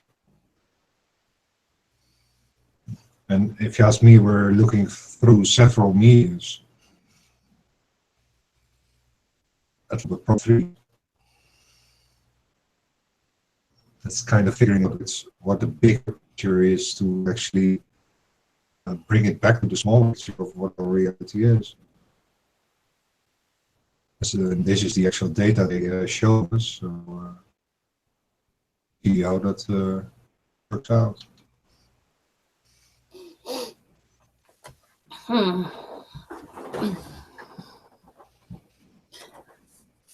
Could I just say one thing, Sirius? Don't mean to interrupt. We've been going for 3.5 hours now. Already? Do we want, yeah, already. So, do we want to sort of give like a 10-15 minute warning or something? That sounds awful, doesn't it? Warning. But just letting the chat room know we're probably going to start winding down. It's okay. So much for a short one. Nothing's ever short with the flat Earth, is it? No. Well, Chris livened up to join again with his presentations and stuff and his discussion, as always. And we have some really interesting questions in the chat. We have some people that realize that it's not a circle. We're still putting this model together. We think it's rectangular, 3 squares. We believe that it's more land north and south. We're trying to put the information together now, and we can give it more definitive. So that's what we're doing. We're looking into it. We definitely do not believe in the circling Sun and the Moon. We believe the equator is absolutely straight and that we're not on a ball. Whether it's a rhombus, a diamond shape, square, or rectangle is yet to be seen. We think it's rectangular with more land north to the south, and we're putting this information together with the elevation data provided by Google Maps. All we know is that our Earth grid is all mapped out in the square grid system.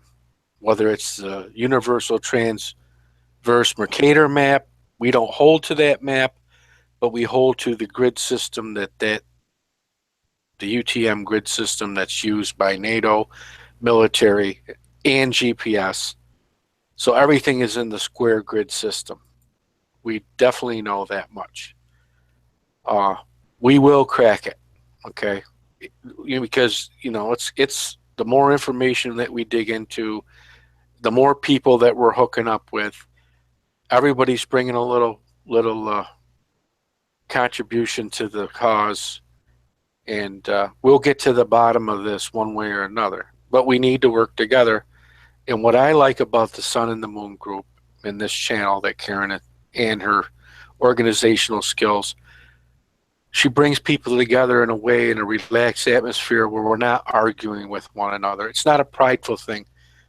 Like I said, I've stated on previous shows, I make mistakes all the time, and I'm always open up to be corrected. And we're all searching for the truth. This is a channel that loves questions. You know, you go to certain other channels, you start asking too many questions, you get wrenched out. Okay, we like questions as long as they're respectful. And in the chat, we like people. Everyone is welcome into our chat area, no matter who they are, even known trolls. Okay, as long as they're respectful. All right. And if they need to rant and rave and go on about it, just ignore them. We want them to come to our side too. Okay, it's going to be a word of mouth thing. So if a known troll comes in here and he goes in the Earth discussions, the globe discussions, he goes, yeah, I was over this channel. They're starting to show some things we've never seen before. We want that. We want that word of mouth to go forward. We want to be different than other flat Earth channels.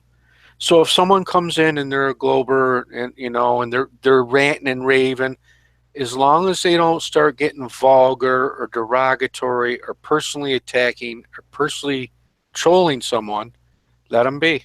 Let them learn as well. Just a suggestion. I know some people are difficult at times. We've had some really good chats. We've had some really good programs, and we're only going to move forward from here, and it's expanding. It's starting to take off. Yeah, we're just trying to get people off the A&E circular map, the circling sun and the moon, that's for sure. And we're looking into this model and we're putting it together, and we see a lot of things starting to fit into place. That's what we're claiming. Is it 100% foolproof yet? No. But we're getting there. And this is our mission in the activism within the Flat Earth community. Some people like to go out on the streets, promote Flat Earth. That's great. They film live stream, live activism. We have people that go to college campuses. They put up signs. They ask 20 questions. A lot of really good activism going out there. Everybody's doing their part. Okay? And we love everybody in the Flat Earth. That's one thing we can agree on. However, when certain things are brought up, we have to address them. And certain things were brought up about the circling sun and the moon that had to be addressed, and we're doing that. And that's all. So hang in there. We appreciate everybody who comes to our channel and our chats. We really do. I do. And I'm sorry if I've been busy. We love you too. I've been busy, and sometimes I don't pay attention to the chats because I'm reading other stuff and trying to contribute to the panel.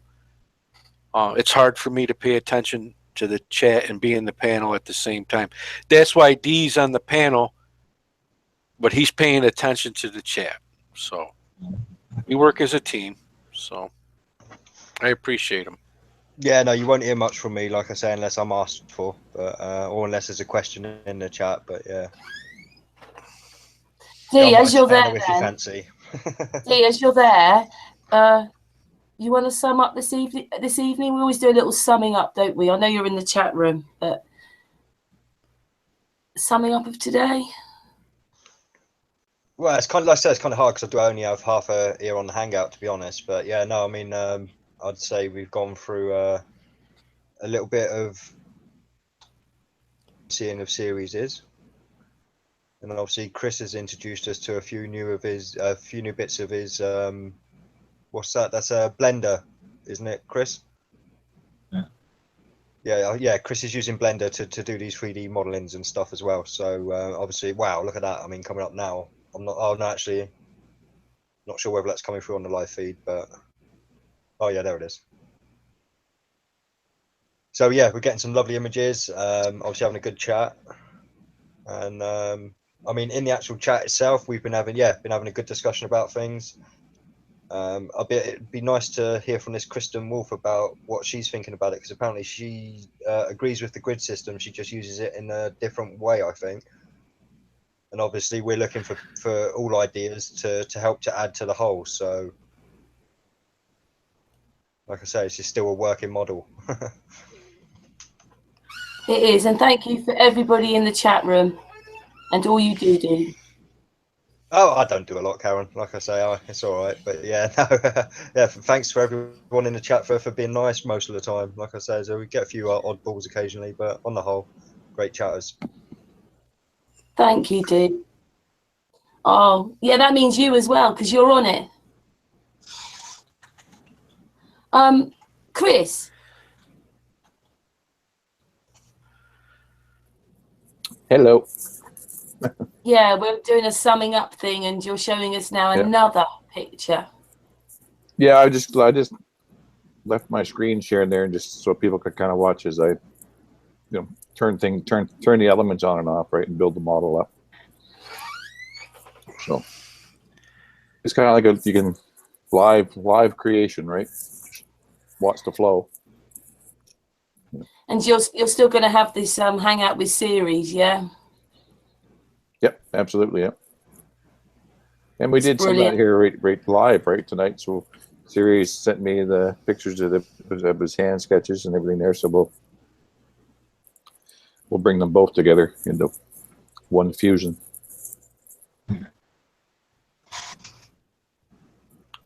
Yeah, so I brought in the cube here. The cube is now in it, right, with the cube grid system and as well as the toroid and the with the two the sun and the moon objects. Right, so it's coming together pretty quick.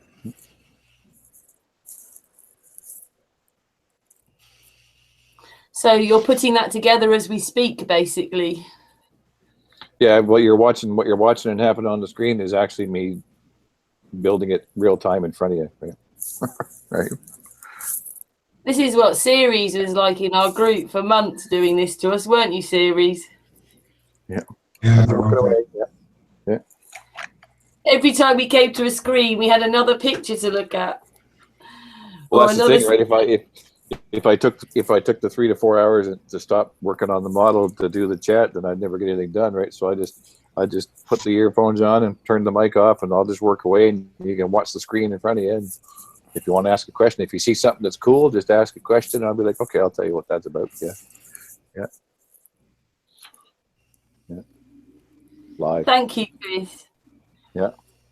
Because people might not realise, although Chris has been in my group, probably been quite quiet. So this sort of thing that's happening has only been happening, for about a week, but it's amazing. I mean, this interaction with Series and realising how connected your work both is. Yeah, we've been on it about a week. Yeah, brought the two together. Yeah. I was aware of, like before, I was aware of the sun and moon mapping, and I had been friends with Dave Marsh and been watching his observations, for the last couple of years, or about a year, I guess now. And so finally, it's all come together. I think we got enough data now with the 2 years or whatever that they have of the moon rises and the actual angular observations. So and then you tie that into the GPS and then lay it into the model here. And I think there's enough there to come up with the construct that reflects not conjecture, but actual real-time GPS data, coordinates, angles, everything's all there, right? To see what it is, right? It won't be just our idea of what we think it is. It'll be what is actually there, right? That's it, right? That's all I want to do. Yeah. I don't care if it ends up looking like a banana hanging from a tree and a diamond spike or whatever, as long as it actually is what it is, right? As long as it's real. Then I'm good with that, right? I care that it is true. That's the whole point. Yeah. Say again, Sirius? I don't care what truth is. I care only that it is true. You're breaking up, but I'm assuming you're breaking up. But I think if you're saying that you care that it's just the truth, nothing but the truth, I'm with you there. That's what I'm looking for. Yeah. If I might add, really quickly, we have allegedly Dave and Santos Bonacci live on Tuesday, July 11th at 11 p.m. UK time. Sun and Moon Group. Stop by. Allegedly, Dave and Santos are always excellent guest, and they'll have some invigorating chat for sure. So I put the link into the chat. We'd love to have you join us. That's Tuesday, Thank you, Billy. July 11th at 11 p.m. UK time. You're welcome. I didn't want to interrupt, but I wanted to get that in there. So. No, you're a star. You are. Thank you. Series, do you want to sum up? Do you want to carry on summing up then? Is with you? Sum up what? Hang out. We have a sum up. We've just been going down the line, so I was asking you. A sum up. Yeah. We're going further step by step, and we have probably at least every week is something new, but every day something. So yeah, it's going to be a nice work in motion. Yeah. A work in motion series. Yep, you could say that.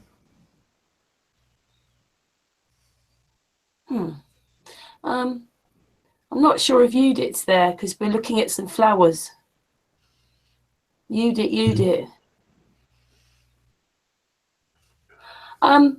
Yeah, she's there. Do you want to say anything, Judith? Yes, love to. 1 minute. No. Yeah, I love to. Can you hear me good? Yeah, I need to be a bit louder, Judith. Hang on. Yeah. Speak now, then. Yeah, now it's good. A little bit low, but go on. Okay. Yeah. Wow. What can I say? Mamma mia. This is I'm in a tree of knowledge. Yeah, I'm traveling in a tree of knowledge. And Billy, you are incredible. It's incredible to listen to you. Yeah, wow. You have so much to give to the young people and guide them.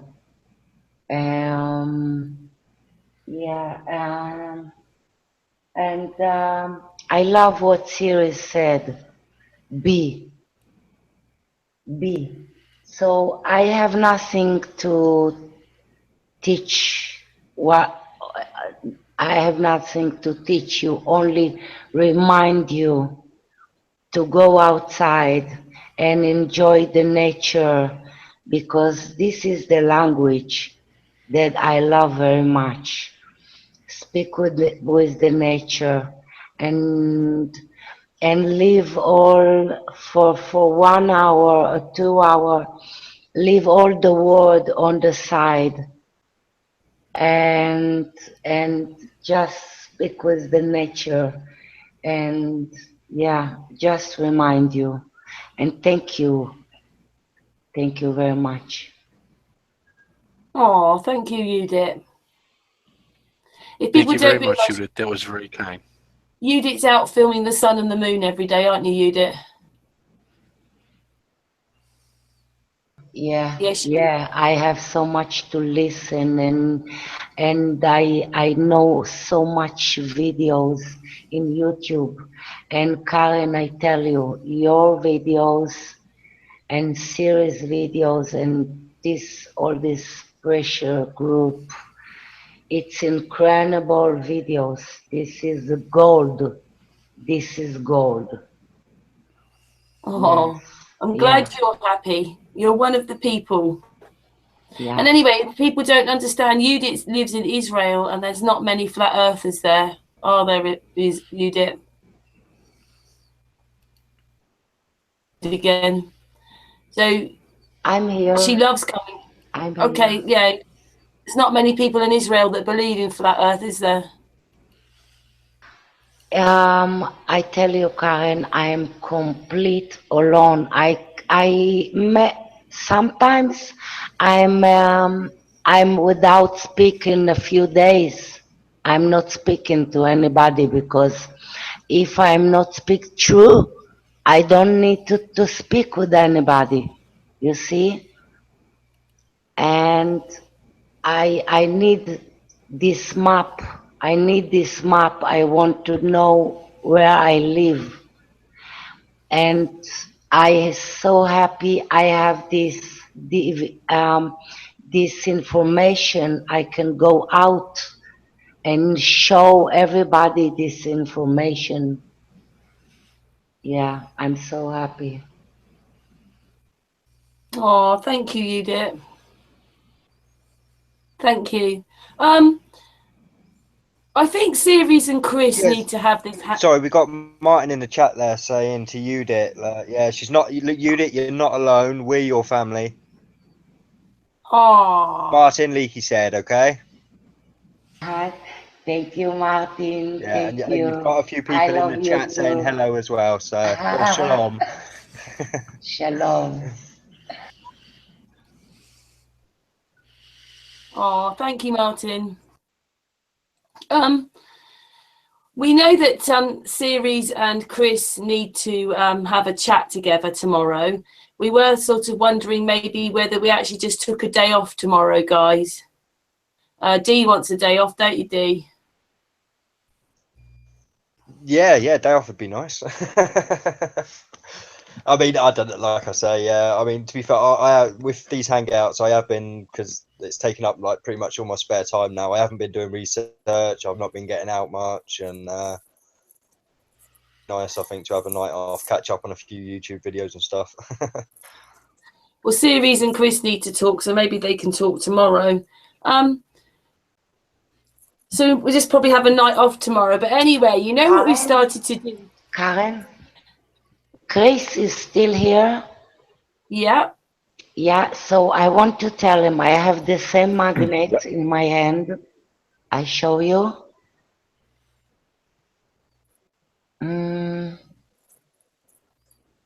Oh, the camera is working? No, it's okay. It's okay. Never mind. It was there a second ago. I saw it. So I have the same magnet, and if you take, There it is. We Yeah, can't see anything. yeah, never mind.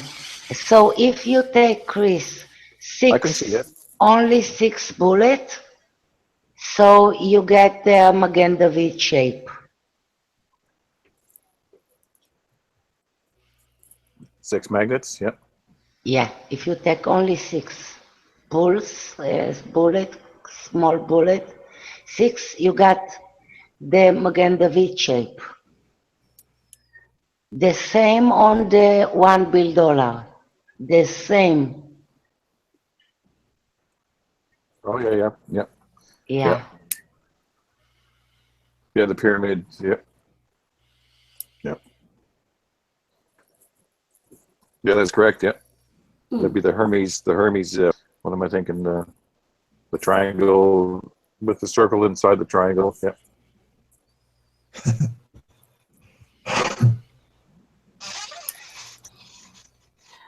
Thank you, Judith. Anyway, you know what we have to do, don't you? We have a group hug. So you've got to come and show your faces and have a group hug.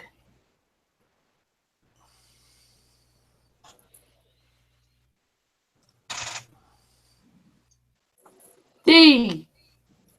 Sorry, I'm typing away. Ceres, come back. 1 second, we haven't got Chris. Where's Judith gone? I can only hold my arms up so long.